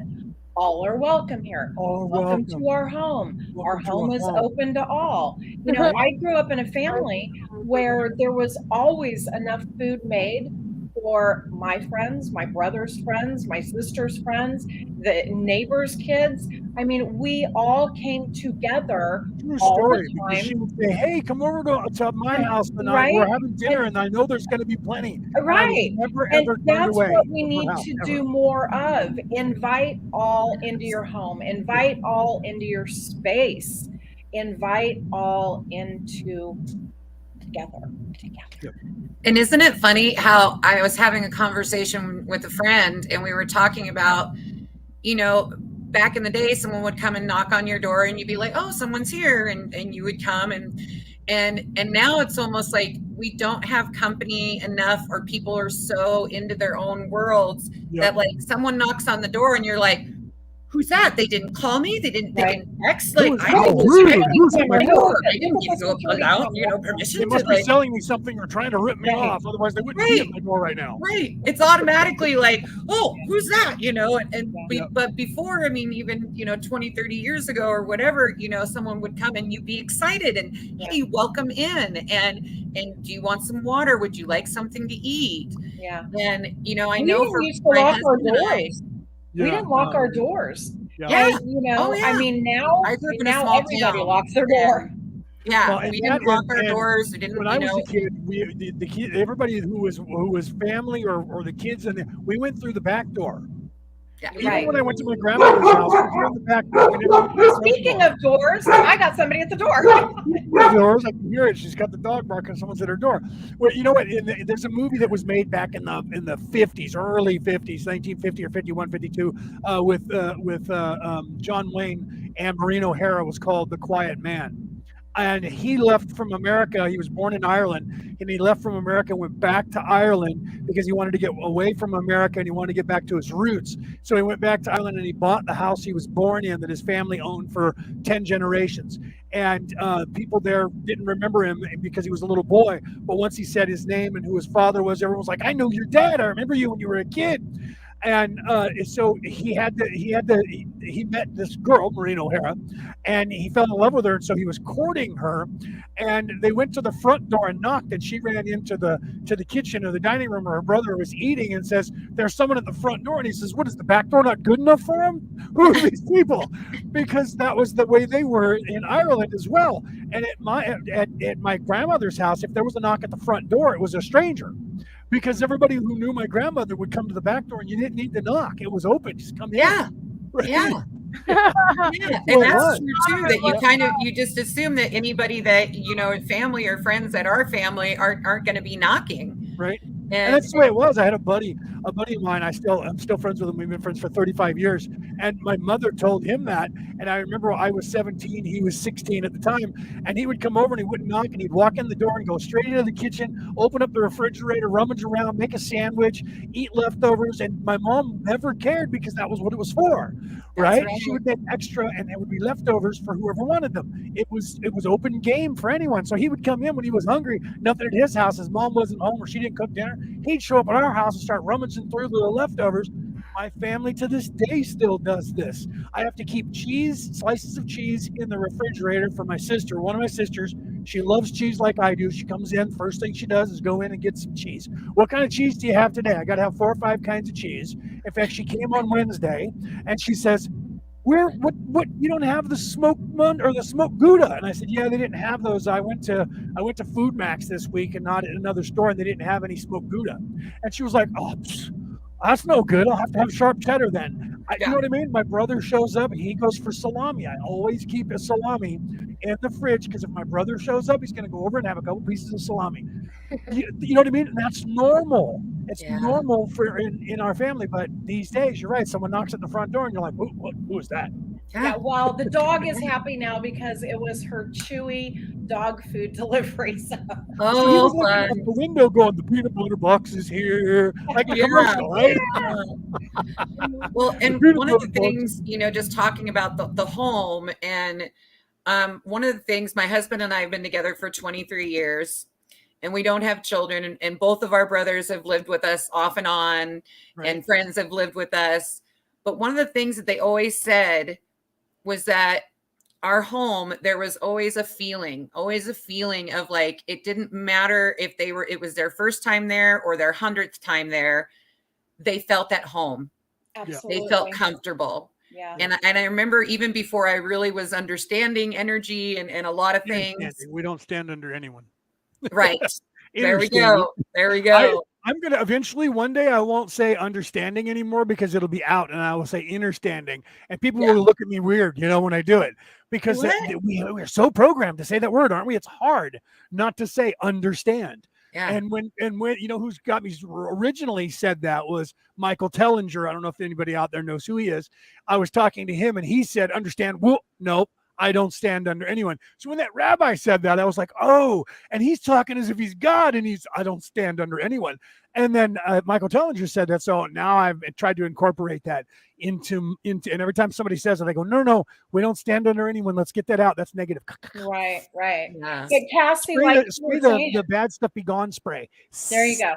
Cassie, like you were saying though, and maybe I missed it when I had to run to the door, but I was raised in a household. My grandmother lived with us, and her and my grandfather owned restaurants on the East Coast and diners on the East Coast. She would get up at 3 o'clock in the morning, 4 o'clock in the morning, and she'd make homemade bread, homemade pie, cakes, all these different things. And everyone was welcome, and everyone came together collectively at the table, and there was conversation. Oh my gosh, the conversations when you put food on the table and people have something in common, food, drink, talk, the stories that were shared, the knowledge that is gained, the laughter that occurs. I miss that. I really do. My kids are grown and family has moved and spread, and unfortunately we don't get to spend that time together like we used to. Yeah. But that's where you start bringing in neighbors, start bringing in coworkers, start bringing in, I don't know, but it's creating that space. It's creating that space of putting out that energy and that feeling of love and welcomeness. When you create that space and you hold that in your home, that people can tangibly feel that. Yeah. Just being in the space. Yeah. And so I can give you examples, and Virginia can probably attest to this because she's been here to my house. It's not a mansion, right? But I have this. I tell people that people think I have some sleep spell in my house, because when you come in here, it's a home. And what happens is there is no yuckiness from the outside world, except for unless the television happens to be on one of those religious channels that we weren't talking about that has a D or an R after the name of the people that are talking. And if that's on, then there's some chaos coming in. But we change that, and that's not on, and we go to something else like, who cares? Animal Planet. That's we usually are on there. Right now, in fact, we're on Animal Planet in the other room. So my mom's watching that. But people come in here and they sit down, and all of a sudden, like 15, 20 minutes later, they're going, oh man, I'm ready to fall asleep here. What's going on? I'm like, well, there's no bombardment of evilness and all of that crap from the outside world in here. And so what's happening is the body's going, the body's going, oh, and because of that, you're comfortable, and you start wanting to go to sleep because it's the same environment you have in your bedroom at night when you're going to go to bed. It's your sanctuary where you feel safe, but you don't realize that you can create that everywhere else whenever you want. And that's what we can do that with Mother Earth. Yep. Yes. She is our home. We can create that sanctuary, right? I mean, bringing it back to what the show is about, it is connection, it is sanctuary, it is love. And whether we are creating that in our house and at our table, or we're creating it outside, planting, gardening, barbecuing, so then you get the best of both, right? It's just create that sanctuary, connect to the love, bring the inner light out, and share stories, laugh together. And it's days like today, being Earth Day, where we're trying to project that out to the entire human residence. Absolutely. I love that the person who invented that, who first was the discoverer of that, was called Schumann. So it's called the Schumann resonance. The vibrational pattern of the human race was invented by a guy named Schumann, which is very close to human. I love that. Now, so the universe, that's God going, you know what? We're going to give the guy who invented the entire and was the first one who discovered it. His last name is going to be so close to human that no one is going to notice. No one's going to notice that his name is not human. That's funny. Right? Right. Yeah. So what we're talking about here that we're trying to do, you do it, you guys all do it in somewhere in your house. Some people it's the restroom because you go in there and you shower, you bathe, and you sitting in the Calgon, take me away in the sense. But at night, what do? You go to your sanctuary that is your bedroom, that is your bed, and that's my place, and that's the place I feel safe. Well, we're trying to show you that the feng shui of you can create that in your house, and then guess what? You can create that in your community. And then guess what? You can create that in your town, your city, your county, your state, your government, your country, and then your planet. It is no difference than the house. This is the house that God created for us, whatever you call that deity figure, the all father, the whatever religion that you follow or spiritual path you follow, there's some sort of idea that you have for the creator. That creator created all of this for us to what? Make it a home. So don't just make your bedroom a home. Don't just make your kitchen a home. Don't just make your house a home, but extend that feeling out to your neighbors and to your society and to the world itself. Why? Because it's the right thing to do. Yes, there's 10% of the population of this planet that is nefarious, that are sociopaths, and all they want to do is what they can do. We talked about this. Jacqueline talked about it before because of your heart. Your heart is where the creation is. Your heart is where the love is. Without your heart chakra, if you are in fact nefarious, evil, you don't have that heart chakra turned on because you are hateful. But it Anger, doesn't fear, mean aggression. you're stuck. No, it No doesn't mean one you're is stuck. stuck to You have a stay that choice. way. That's right. You can Free will. change. It Free will, will. because why? The creator created this place to allow all of us to do whatever it is that we want. So if Choice. you are find yourself being, I've noticed that I'm a bad person, and now you're starting, the first step in avoiding a trap is knowing of its existence. You're starting to realize maybe I don't like being bad. I don't like being around people that are bad. I want to change. How do I do that? We talked about that with the shadow work. You have to be honest with yourself and say, I'm not a good person. What can I do to change this? Do I want to change it? How can I change it? That's the shadow work we're talking about. And then you change that about yourself. And guess what? If you watch The Grinch That Stole Christmas, he starts out being a sociopath with a heart 3 times too small. Before the whole thing's over, he changes his ways and he starts to love. And that's the whole entire parable of that story. Right. The moral of that story is that you can change your ways from being evil to good on a dime if you want. And when you do, you're rewarded. And then his heart grew 2 sizes too large. And he had more love in his heart than he had ever thought he could ever imagine. That's a cartoon character, but it was the parable of you, me, and everyone in life, showing that you don't have to go all the way back down to good and all the way back up. All you have to do is repent, which is a nautical term that means take a 180-degree turn from the direction you're going in. That means go back the other way. Do you understand? If you ever find yourself going away from the light, turn around and head towards the light. And guess what happens? You're rewarded for that. You don't have to spend as much time moving away from the light, moving back to it from that you did moving away from it. You get rewarded with the same distance. And then if you really, really, truly repent, then your heart will grow, and then you will be able to love, and people can love you. Yeah, guess and what? just since we're on this topic a little bit, it's not easy. It's not going to be easy. And there is going to be so much adversarial negativity that is going to be thrown in your path. And when you think, Yep. oh, okay, I'm there, I'm leveling up, I'm getting it, I'm learning, I'm tapping into, and you're cruising along, right? Saturday Night Fever, man, woo, cruising down the street, all is good. Well, what's going to happen? Bam. That car is going to come up on the curb and it's just barely going to miss you. But you know what? It's a wake-up call. It is not to stop you. It is not to say, no, no, no, you're on the wrong path. Turn around, go back the Right. other way. No, Yeah. no, no. What it's saying is, don't fall asleep at the wheel, my friend. Just because Right. you're feeling good right now, the more you know, the harder it's going to get. Oh, But it's going to be worth it every time. Yeah. Every time. Yeah, and there's distractions. You have to understand television is an ego that was created to distract you away from your inner self. The Right. internet is another ego that is created to Oh my gosh, distract you I from don't your know inner if self. you guys have seen, if you've watched or read the book American Gods. I don't know if anybody has seen it or read it, Yeah. but you should, because Yeah. it talks about all the different false gods and the false energies that we create ourselves.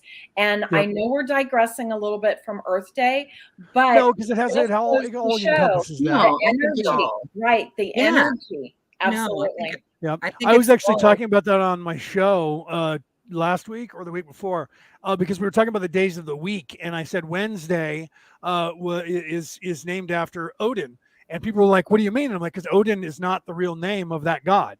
Woden. That god's name was in fact Wotan, and Yeah. Wotan translates to modern day English as Wednesday. And if Yeah. you watch the American Gods, that's why I'm telling you this now because Virginia brought that up. In American Gods, Odin is in there and he's talking to some guy, and the guy says, "What's your name?" And he says, "What is today?" And he says, "Today's Wednesday." He says, "Well, that's a good day because it's my day." He says, "You can call me Mr. Wednesday." And most people didn't get that unless they understand Viking folklore. And the reason for that is actually kind of simple, and people go, "What?" Originally the name was Wotan, but the Vikings, when they were on board their ships, they would be sailing, and it was usually there was the fog that they were sailing through because of the area in the world where they were from. And they would be sailing along and they're trying to go, how close are we to shore? Well, there's two things that you can do, and they showed this in a few movies, one being the 13th Warrior, which was Michael Crichton's book Eaters of the Dead. Another good one, yeah. Another good one. And they showed where they would fire a flaming arrow, and if the flaming arrow just disappeared into the water, there was no land there. Well, that only works if you're only a couple hundred yards away from land. To find land, they would then have someone up in the crow's nest, and the person in the crow's nest would cry out, "Whoa, Tan!" And then they would listen for an echo. At a distance, that sounds like he's saying, "Oh, Dan." And when they would show up anywhere to do raiding, the first thing people on land would hear would be the cry from the man in the crow's nest. So they said it must be their god there. And then when eventually they made friends, they said, "Oh, we're calling to our god." But they never taught anyone their language.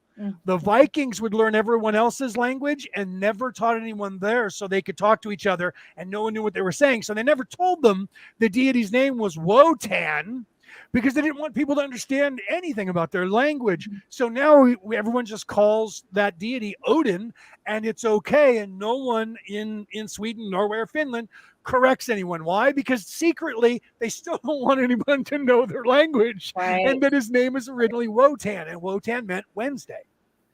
Not a joke. Absolutely. Right? Absolutely. Friday was for Freya. Saturday, which is I think Saturday Saturn was day. is it Saturn. Saturday was for Freya, right? No, Friday was Freya. Saturday was Odin. Or No. Thursday, Friday, so Wednesday, Freya, Thursday, Saturday Friday. is for Saturn. Yes. And So Thursday was Thursday. So Wednesday was Odin Day. Thursday's Thursday, and Friday is Freya's day. Right. And then you go to Saturn, Sun, Moon. And then 2, which is a god, 2. People don't realize that. They think Tuesday. What is that? Right. 2 is a god in the Viking pantheon. So all the days of the week that we have right now that are Greco-Roman that came from the Viking calendar. Yeah. Okay. So now we're headed to another show. We'll do another time, which is pre-Christianity religion and words and languages. I talked about that last week or the week before on my show for 2.5 hours. So if you guys want to go and watch Orion Rising, you'll see that entire conversation. Yeah. And I got into the whole thing. Like Virginia was saying, I said, all right, let's go down this road, guys. You want to hear about it? So I started giving all the pre-Christian religious information. And why? Because of them trying to convert the Vikings to Christianity. Speaking of the Vikings, though, and bringing it back to Gaia Mother Earth, the Vikings, the the Druids, the pagans, the Wiccans. I'm going to say pre-Christianity, but it's not just pre-Christianity. But my point here is the old world ways respected Mother Earth unbelievably because that's their food source. That's the animals. They thanked them. Native Americans thanked them for the sacrifice. We are forgetting to thank Mother Earth, the animals around us, for all the sacrifices that they have given for us. Yeah, there's a book. I think was it Cunningham that wrote that, Mother Earth, Sister Moon? Was that Cunningham? I think it was. Yeah, I think so. Yeah, but there's a book you guys could read that'll kind of give you that kind of information about the native, these modern day Western Judeo-Christian religions, the big three, right? Christianity, the Muslim religion, and the Hebrew religion, which dominate all of the culture in the West. That's only goes back like 3,000 years. You have to understand that. There I go again. You have to understand that most of these religions that are on the planet predate that modern Western philosophy by thousands, hundreds of thousands of years. Not a joke. And these religions are still on this planet, the spiritual way of life. And when you look at these, you when you realize them, and even when you go to the East and you get to the Zen, the Buddhist, the Taoist, the Tao, all of that, or even the Hindi religion, not the Hindu, but the Hindi religions. You look at all of those, and they're 10,000, 20,000 years old. The Viking religions were the same. The Native Americans, all the natives for all of the Americas, Central and South, all of their religions or their spirituality predates this modern Western Judeo-Christian, which was based on their ideology and doctrine by thousands of years. So we need to get to the point of understanding or understanding, I think, the spirituality that has not been corrupted by that other religion. Okay. And that is what's going to help all of us to understand what we're supposed to be doing here. And Earth Day is a day that we've set aside, just like Christmas is, for people to learn and focus their energy. But what we're trying to do is show you guys, give you those tools. There's that hand that comes at you with the world sitting in it, right? Give you the tools that you can use in everyday life going forward, because it doesn't have to be just Christmas. It doesn't have to be just Easter. It doesn't have to be just Earth Day. It should be every day that you should be doing and thinking about Gaia and helping. I do this every day, every single day. This is not a lie. It's part of my regimen. At least once per day, I stop what I'm doing and I focus loving energy, healing loving energy, and I focus that on the planet itself, on every human being on the planet, whether they like me or not, whether they accept my energy or not. I put that energy out there, and I pray, if you want to call it that. I meditate on that thought in a positive way every single day. And sometimes I'll do it. It's just when I think about it. Oh, it's a good time. I got a couple seconds. I'm at a stoplight. Yeah, absolutely.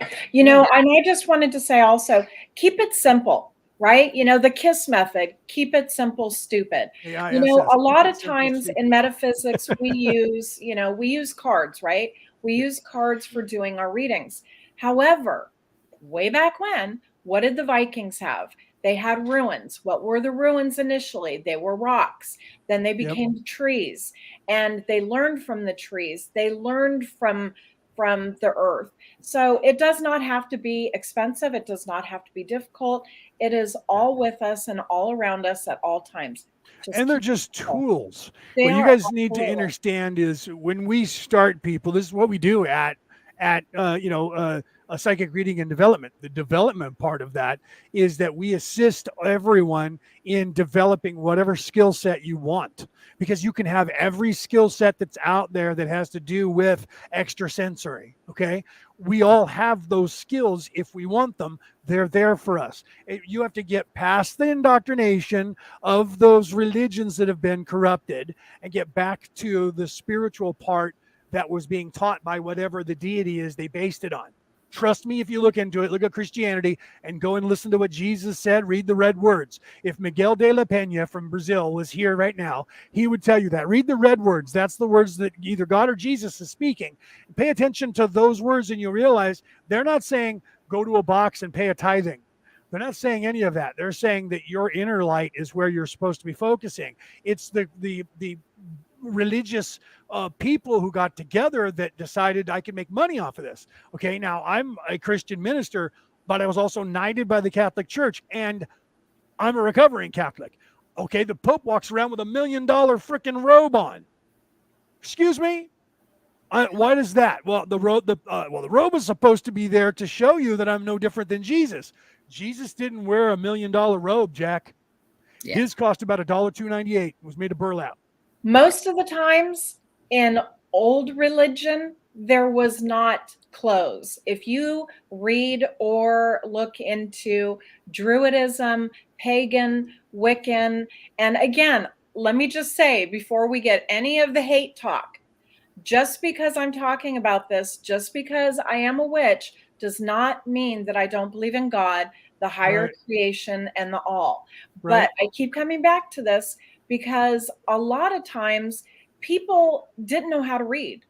And coming from Irish and Scottish, we did not share. We did not write down our religion. We did not write down what we knew. It was all word of mouth, and it was from ancestor to ancestor to ancestor, generation to generation. And they had nothing. They had rocks, they had trees, they had a lot of the religious activities, if you want to call it religious, they were naked, they were nude. Because there was nothing to fear. There was nothing to be ashamed of.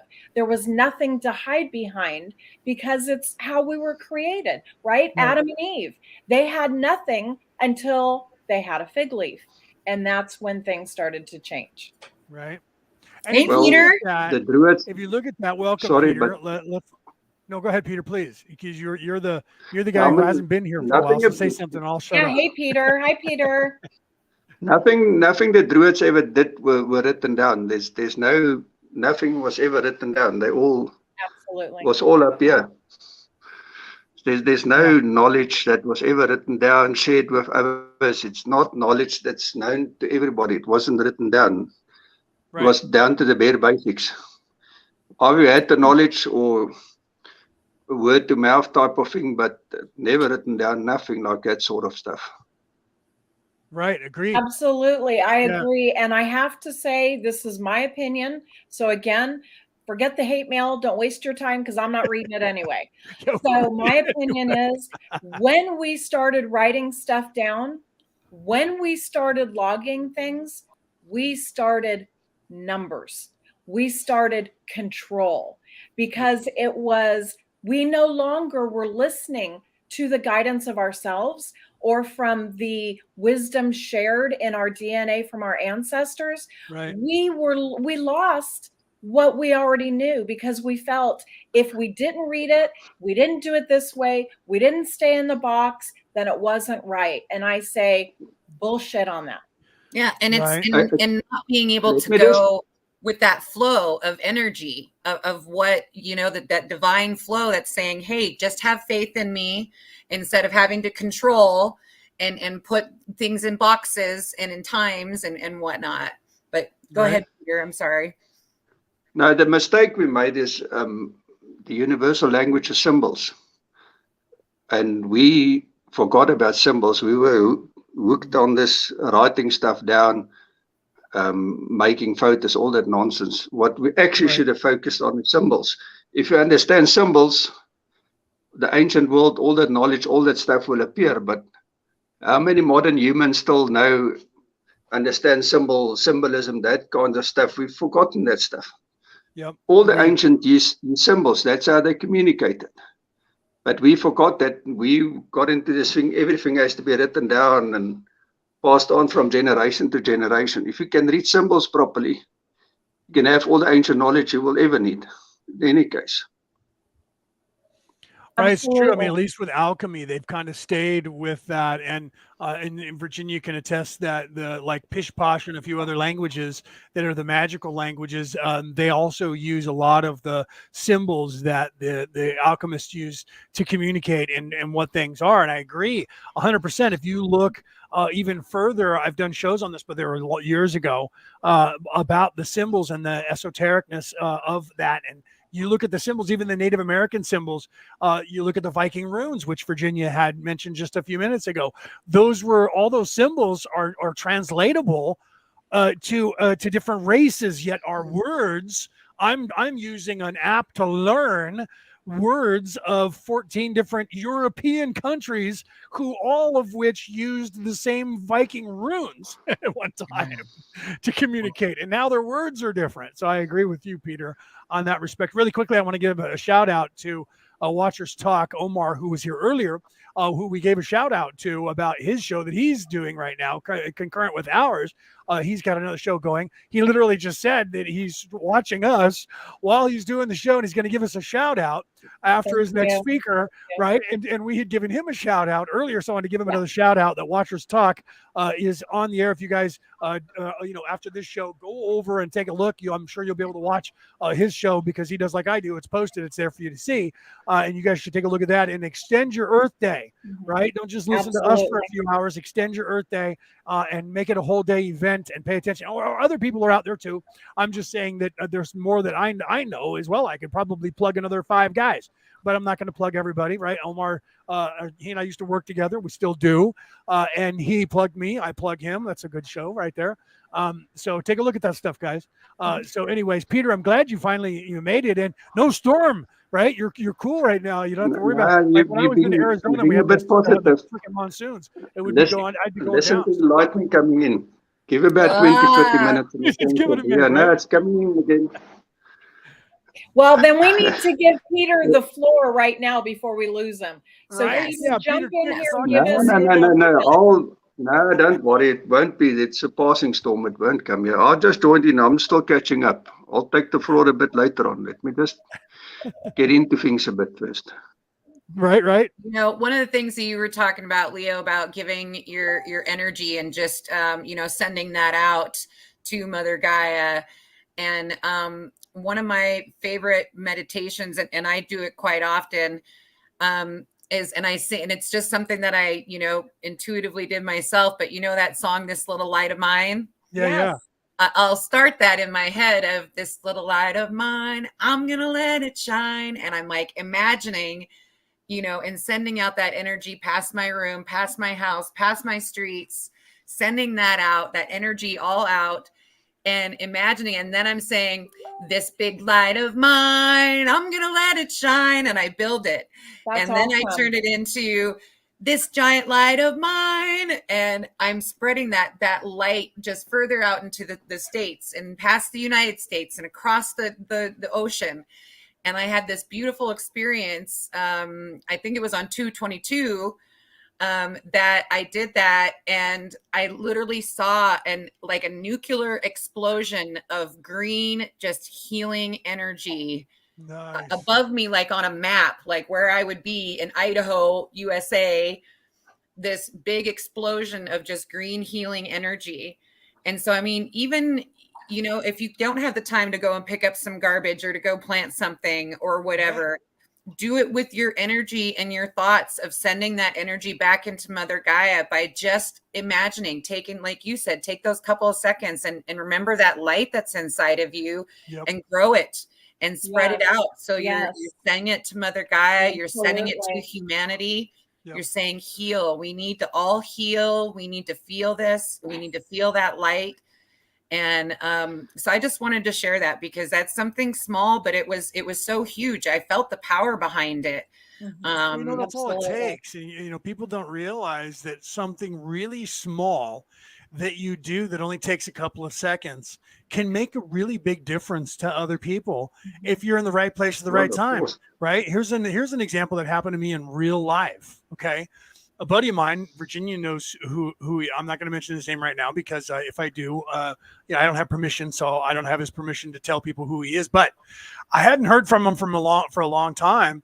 This was years ago, and one day someone asked, "Hey, where's so and so?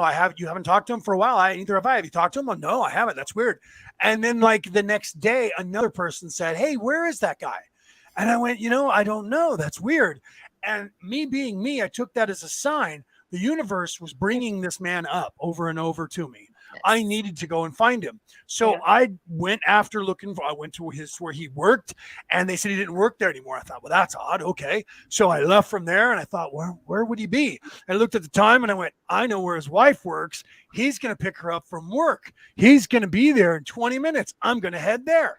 So I drove there, and guess what? He was sitting outside waiting to pick up his wife. So I got out of my car, and I walked up, and I said, "Hey, look who's here." And he looked at me, "Oh, my God, what are you doing?"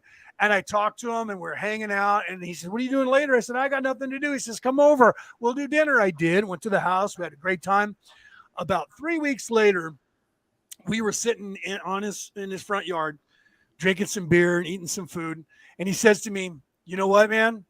I want you to know something." And I said, "What's that?" And he said, "Before you came and found me, I was in a really, really dark place." And I said, "Were you?" And he said, "Yes.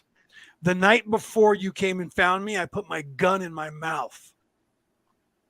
And I talked myself out of pulling the trigger. But I made plans that I was going to go home that night that you came and saw me. After my wife went to bed, I was going to kill myself. And because you came and found me and made me laugh and made sure that I was doing okay," he says, "you didn't know it, but you gave me a reason to live again." Yes. He's still alive to this day. Okay. And I had Yeah, we- no idea that little thing that I did changed the course of history and his life. One little teeny thing. Yep. And that's a true story. Once, Really happened. one small step at a time. Absolutely. Yeah. So That's don't right. think that, we- the reason I tell you guys that is don't think that one little thing you do doesn't mean anything, because you don't know the ripple effect it's going to have. That it's going. What if you're paying it forward in a toll booth like we talked about, or a coffee shop, and you don't know that somewhere back there, 2, 3, 4 cars back, there's somebody who is just, their life is horrible. Right. And they don't think anybody is good, and there is no goodness, and they're contemplating something like that, and then they go, "The guy in front of you bought your coffee." What? Yeah. Why would they do that? Absolutely. I've got a story. It's not about a person, but as some of you know from my pictures and my posts, I'm on my 8th generation of crows, of turkeys, of all kinds of wildlife in my yard. And so one of the turkeys we were at a signal just down the street from my house, a 4-way light signal. And a turkey ends up in the road, right? They go wherever they want to go. They're wildlife. Right. And the light turned green, and I sat there because I thought, oh my gosh, it's in the intersection. I've got to stop. Nobody's going to stop. Somebody's going to run over this poor bird. I'm going to have to save this bird. But by me stopping and waiting, everybody, all 4 sides, waited, and that light changed at least 2 or 3 times all the way around. Everybody stopped and waited. That bird crossed.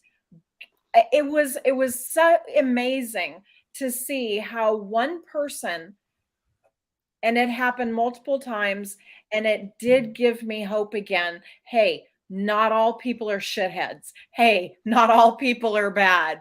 Everybody Right. just needs an opportunity to shine. That's all. Right. But everyone is bothered about 5D and moving into the 5th dimension, all those things. 5D is all about love. Yeah. That's Right. what 5D is. So we're talking about raising Right. vibrations and stuff. You ain't getting into 5D if you haven't got love in your heart. If you haven't let go of the anger, all the stuff. It's all about love. So Yeah. what raises vibrations more than love? That's what Right. 5D is going to teach us.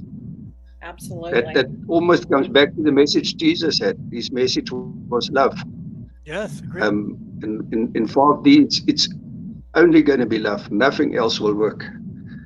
So we're all going to have to change our mindsets and how we how we go from day to day. All that stuff. It's only going to be love. It's going to be nothing else in 5D. Right, and I want to reiterate that really quickly, guys. What Peter just said. Everybody is trying to get to 5D. How do you think you're going to get to 5D without getting rid of all that hate and anger and focusing on love? So everybody out there who hears my voice around the world, think about that, right? Oh, I'm trying to get to 5D. We're about to move to 5D. Everything's going to be 5D. You know what? Bam, bam, Galloway, asshole. Jesus Christ, what's this guy's problem? How are you going to get to 5D? When that's what's going on in your head, right, Peter? I love that you brought that up. Exactly. You couldn't have summed that up even better. Anyone, that was great. Because the truth is, that right there alone, what Peter just said to you guys out there in the world, should get you thinking about yourself. There's some shadow work that needs to be done there before you're getting to 5D, right? Thank you, Peter. That was really cool, man. There's just no way. I mean, could be wrong about this, but I know I'm not wrong. You ain't getting into 5D without unconditional love in your heart. That's just as simple as that. Yeah. So if you still got anger issues, I'm not getting into this. People jumping from 3D to 5D, they forget there's a 4 in between. Right. I'm just saying, everyone is so bothered about 5D. If you don't let go of anger, all the stuff that went wrong in 3D, forget about it. You will not enter 5D if you haven't got love in your heart. It's just unfortunately as simple as that. Past 4D, whereas all the learning and knowledge is in the 4D area. You'll focus on that later even more, but you have to. That's the part from 3D that is the spiritual part that's supposed to teach you the shadow work that Peter's talking about. That's supposed to get you to 5D. So how can you jump from 3D to 5D without going through 4D and getting rid of all that junk that you got in there? You can't, man. You got to do the work. You got to put in the work. I've never that bit I've never gotten. How you go from 3 to 5 without that 4 in between. That's always fascinated me. Absolutely. You know, as someone that has done solo work as a independent solo witch, and someone who's worked with covens as well, I will say that with covens, for those who don't know, usually if you want to get involved with them, they have you do what's called a year and a day. And in that year and a day process, part of it is you have to do your shadow work. You've got to look at yourself in the mirror and call no bullshit. Because if you don't, and you don't do that shadow work and you keep trying to push it down, thinking, oh, I'm not going to deal with it, I'm just going to jump to 3, 4, 5, whatever, or I'm going to become, priestess of this coven. You're not going to get anything. You're not going to get anything as a person, as a spirit, as an energy until you do the shadow work. It's not fun. We talked about it before. It's mucky, but it's worth it. And you have to do it eventually. How can you possibly understand yourself if you don't know your own darkness? Absolutely.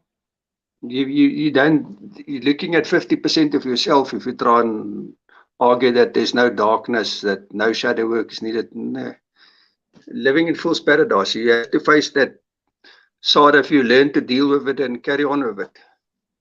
Absolutely. Absolutely. There's a lot of people, unfortunately, we read about it, we hear about it, that hold very high positions in different religions and different choices and different communities that are some of the darkest, most negative, evil people that you will ever meet.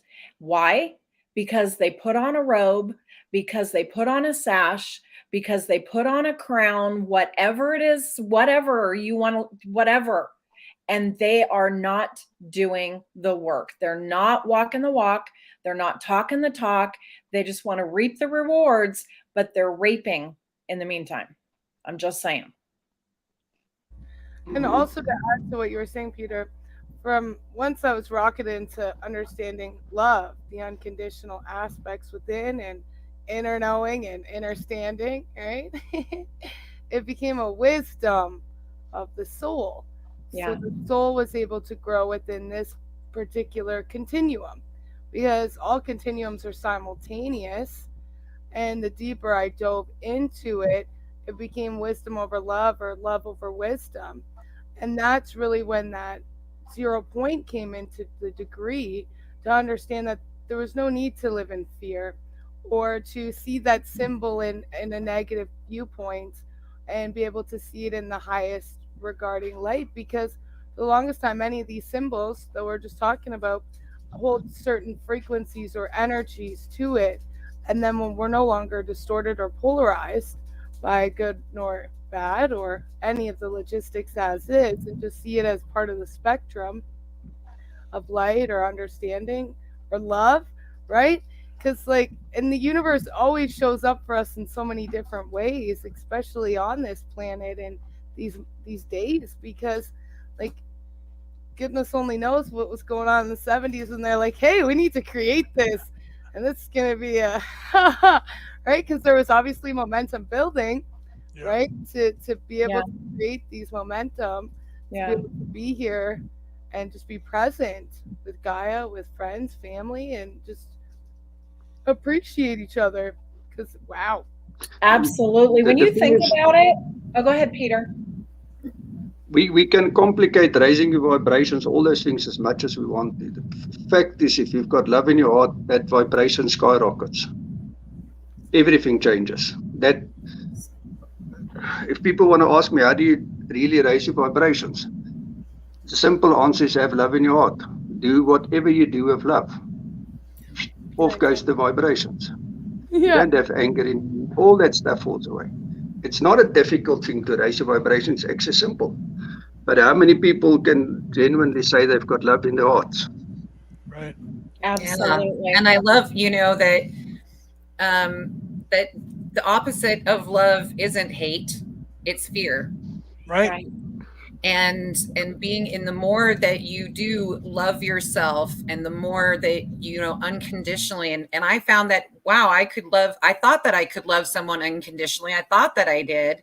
But then when I started doing that inner work and really started loving myself, having that unconditional, like, wait a minute, I wouldn't, why am I saying these hard things to myself and being so, difficult with myself, being so mean and cruel? Like, I wouldn't tell my husband, like for example, with my brother passing, I wouldn't have told my husband, oh, well, you need to, get over that. Just get over that and move on. You need to just be strong.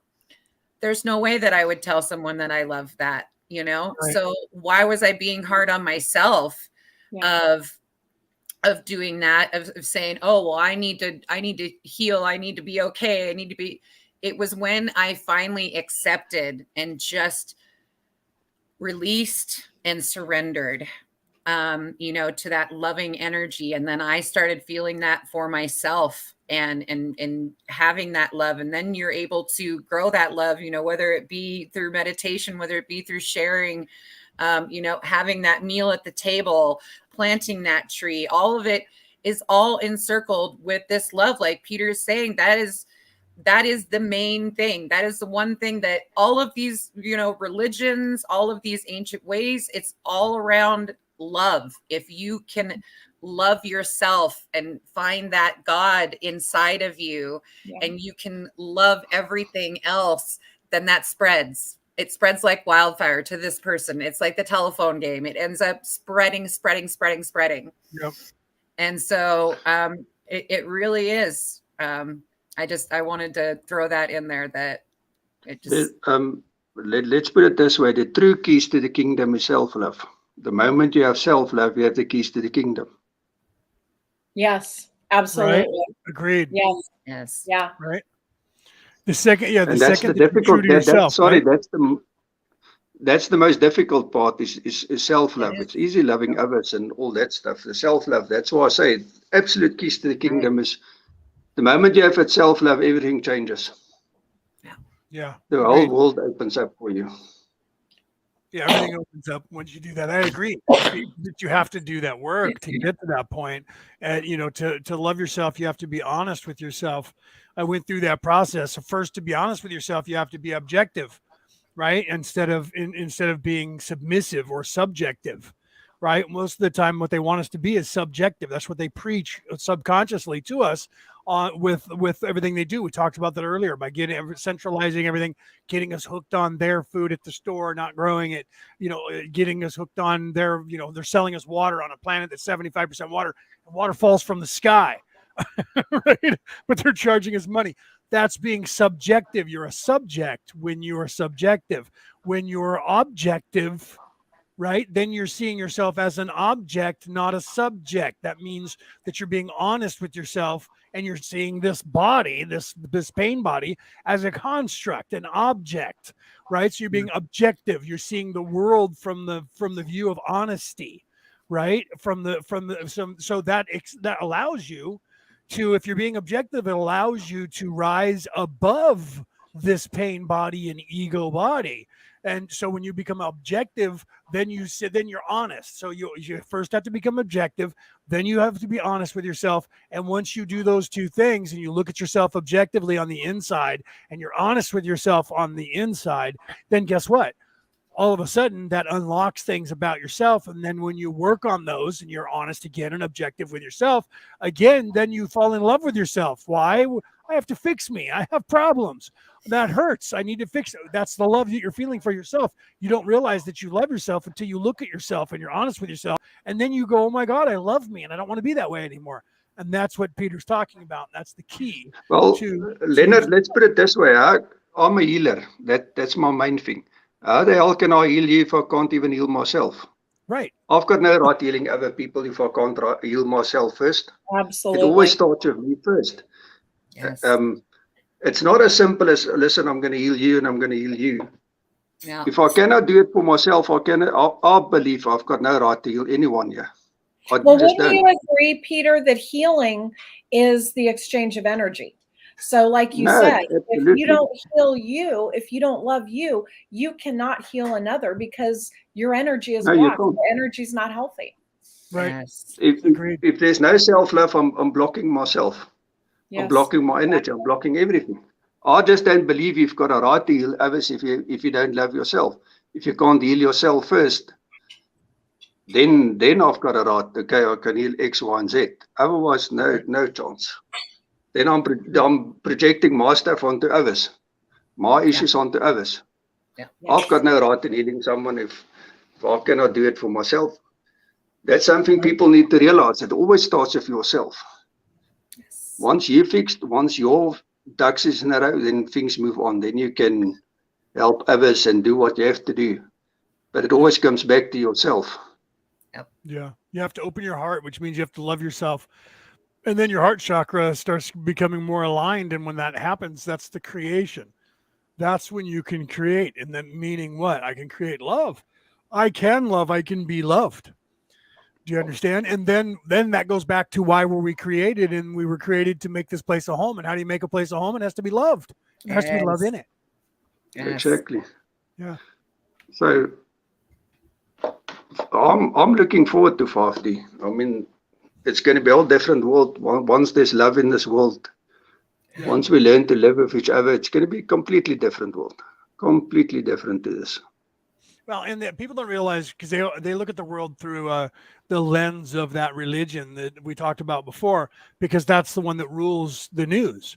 That's the news or sportscasters for that religion. So then they come on and they're like, breaking news, breaking news, breaking news. There's never a time when they go to a commercial where there's not breaking news. There's never a time when they don't go to something like the weather that they don't have breaking news. This just in. Somebody tweeted. Somebody spoke. Oh no, we have to have a panel discussion about that. Do you understand? That's the religion that is pulling you like an ego away from the light. Right. Well, and it's always chaos, utter chaos. Everything is breaking now, do now, rush now, hurry now. Everything is just don't look over here. The tone, don't be the tone aware of their what voice. Yeah, They're perfect. taught to speak a certain They should way. change the news as such to, and rather put it fear factor. It might be better description than news, because news Right. died with Walter Cronkite in the 1970s or 80s, whenever he passed on. It's all fear-based. It's a load of nonsense. I mean, Yep. just as I said, love is the easiest way to raise vibrations. Just put on CNN for 5 minutes and your vibrations get right out the door. Right. Yeah. No You joke. put Yeah, yourself no, back 6 months. vibration will just be yanked down to just above lizard brain, just above like at barbarian level. Exactly. Wait a minute. Yeah. Lizards are better. Lizards are better. Well, lizards, they're honest, and see that's the thing. Here's what, and I'm glad you brought that up. Let's talk about that, right? When you look at nature, guys, at animals that are in nature and nature itself, there is no evil there. Humans are we're the construct that can be evil or good. Everything else just is, and it's natural, and there's an ecosystem. It might be a little harsh in your mind to where when you see like a dingo chase down a deer and drag it down and chew on it and kill it and eat it, oh no, that was so evil. That's not evil. That's just I'm hungry. That's survival. That's survival. They're hungry. That's evolution. That's nature. That's how nature is. It just carries on. I was just going to say, It's that's the One cycle. dies, another one is born. It's the balance that is in nature itself. Otherwise, the populations get too big and all the resources go away.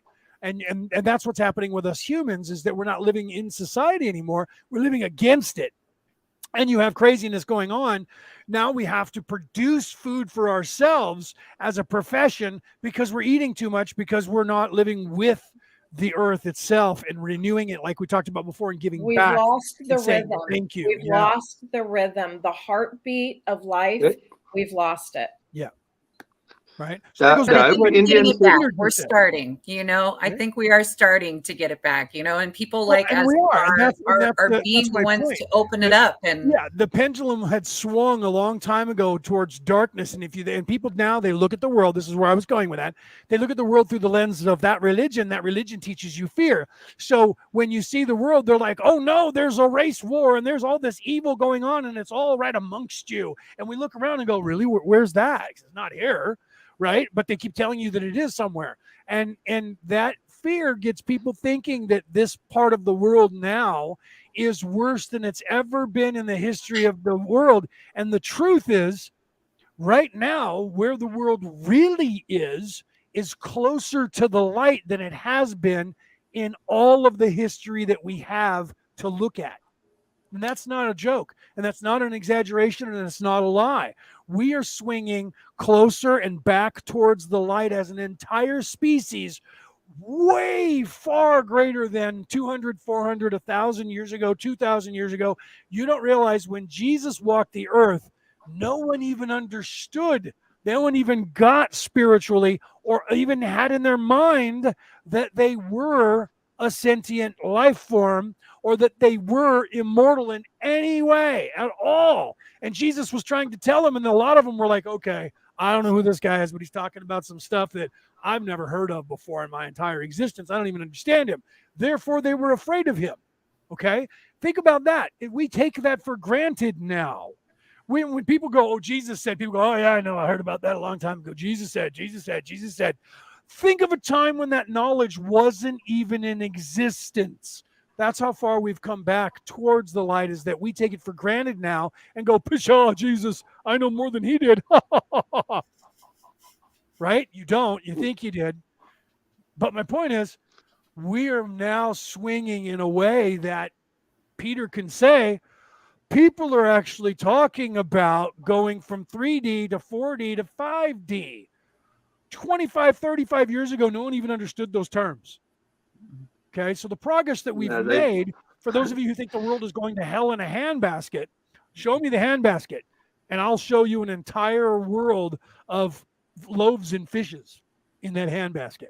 Because that's where it was in, by the way. When they passed out, they had the fish and the loaves. One was a handbasket with fish, and one was a handbasket with loaves, and there was one loaf and two fishes, and it fed almost 1,000 people. Because Jesus said so, right? And that was 2,000 years ago. So what would happen if Jesus were here today? Everyone's like, oh, he'd be considered woke. And they would say, and that, no.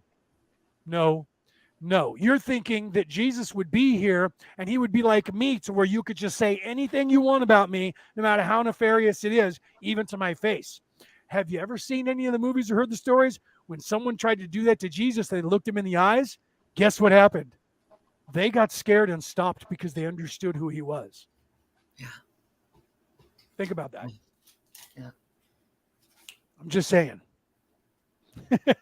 Right? Just saying. Just Yeah. saying. So when you look at the world, guys, it depends on the lenses you're looking through.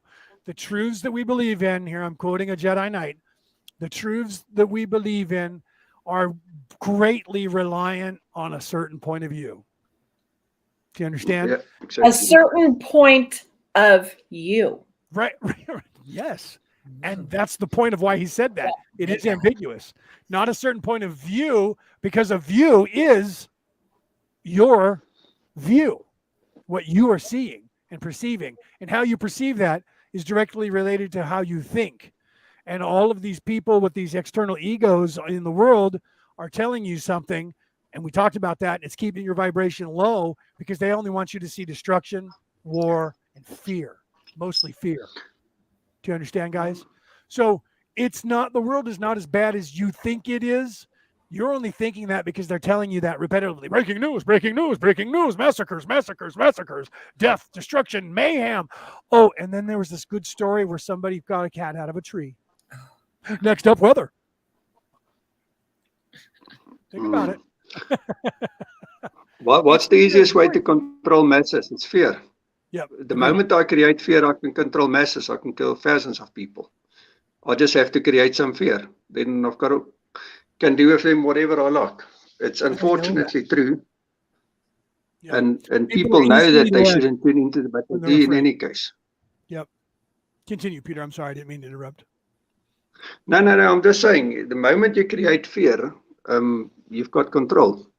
That's why all this breaking news, all this bloody nonsense come on. Yeah. And people buy into this shit. Yeah. I don't know, but they still believe it. I mean, you just said that we closer to the light than ever. When has the veil ever been thinner between this world and the spirit world than currently now? Than right now, yeah. Never, ever. We've got access to knowledge now we've never had before. It's easier to actually access knowledge, that stuff. So we're actually moving forward, not backwards. We're all walking around with an entire computer in our hands. I could, if I went back in time right now to the 60s, I could hijack every spaceship that they launched up in trying to go to the moon. I could control it with this phone. I could hijack. Well, if we could time travel, technology than maybe. Yeah. My gosh, time travel could change so much. Everything that we humans on this planet know is at our fingertips in our phone alone, not to mention a computer, not to mention the remote control to your television, right? I have a TV I can talk to now. I press a button and I can be like, NASA, and it'll give me every channel that NASA's on right now and every conversation that NASA just had in the last 48 hours. And I can watch all of that just by saying that. That's just my television. I can do the same thing with my phone. My phone listens to the TV, and the TV says, okay, Google, do something. And my phone goes, bling, and tries to do it. It's a good thing I don't have my phone hooked up to the alarm system of my house. Okay, Google, unlock the front door. What? No. TV says it, the door is unlocked. That's scary. Call a house and go, okay, okay, Google, right? And you call a house, you get on the answer machine. People were doing that. My phone, just because I just said that, my phone just turned on and said, how can I help you? And I'm not even kidding you. Look, let me see if I can get the screen up here for you guys to see. Always listening. Right? Sorry, I didn't understand that. My phone, I turned the sound down, but my phone's talking to me over here. Right? Yeah. That's craziness. I know we're getting kind of close to the 3-hour mark, and I just wanted to remind everyone, happy Earth Day. Share the love. The more you have that love inside of you, the more that you share that love with other people, with pets, with plants, with Mother Gaia, the more we're all going to be able to raise a vibration, and we're going to be able to create that beautiful world that in the 5D that we're all looking forward to, because of our energy and our love. And so I just want to thank you guys for having me on. It's thank been you. Thank been an you for honor. being here. You bet. You bet. Right? Absolutely. Seriously, thanks for coming on and talking about everything that we've been talking about, trying to uplift the vibration, the human resonance.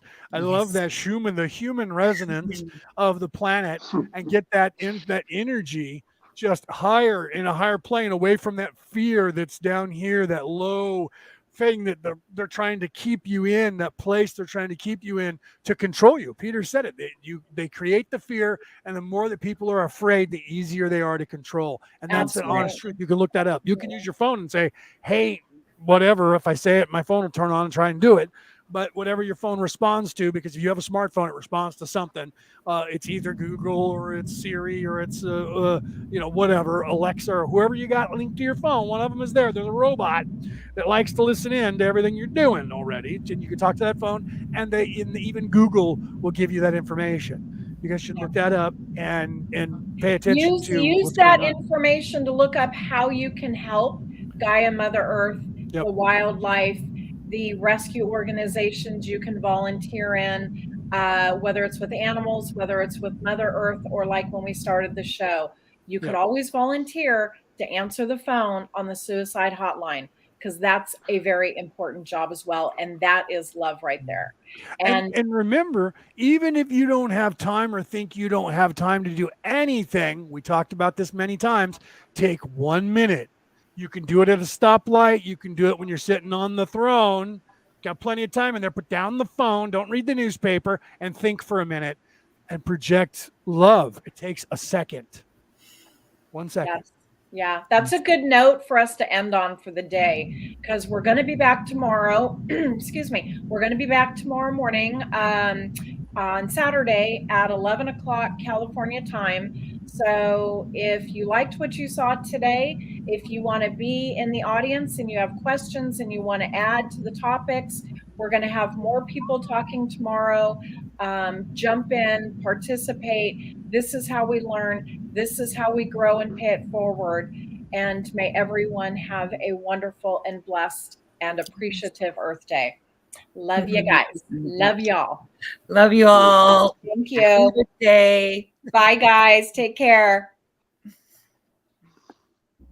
Love you all.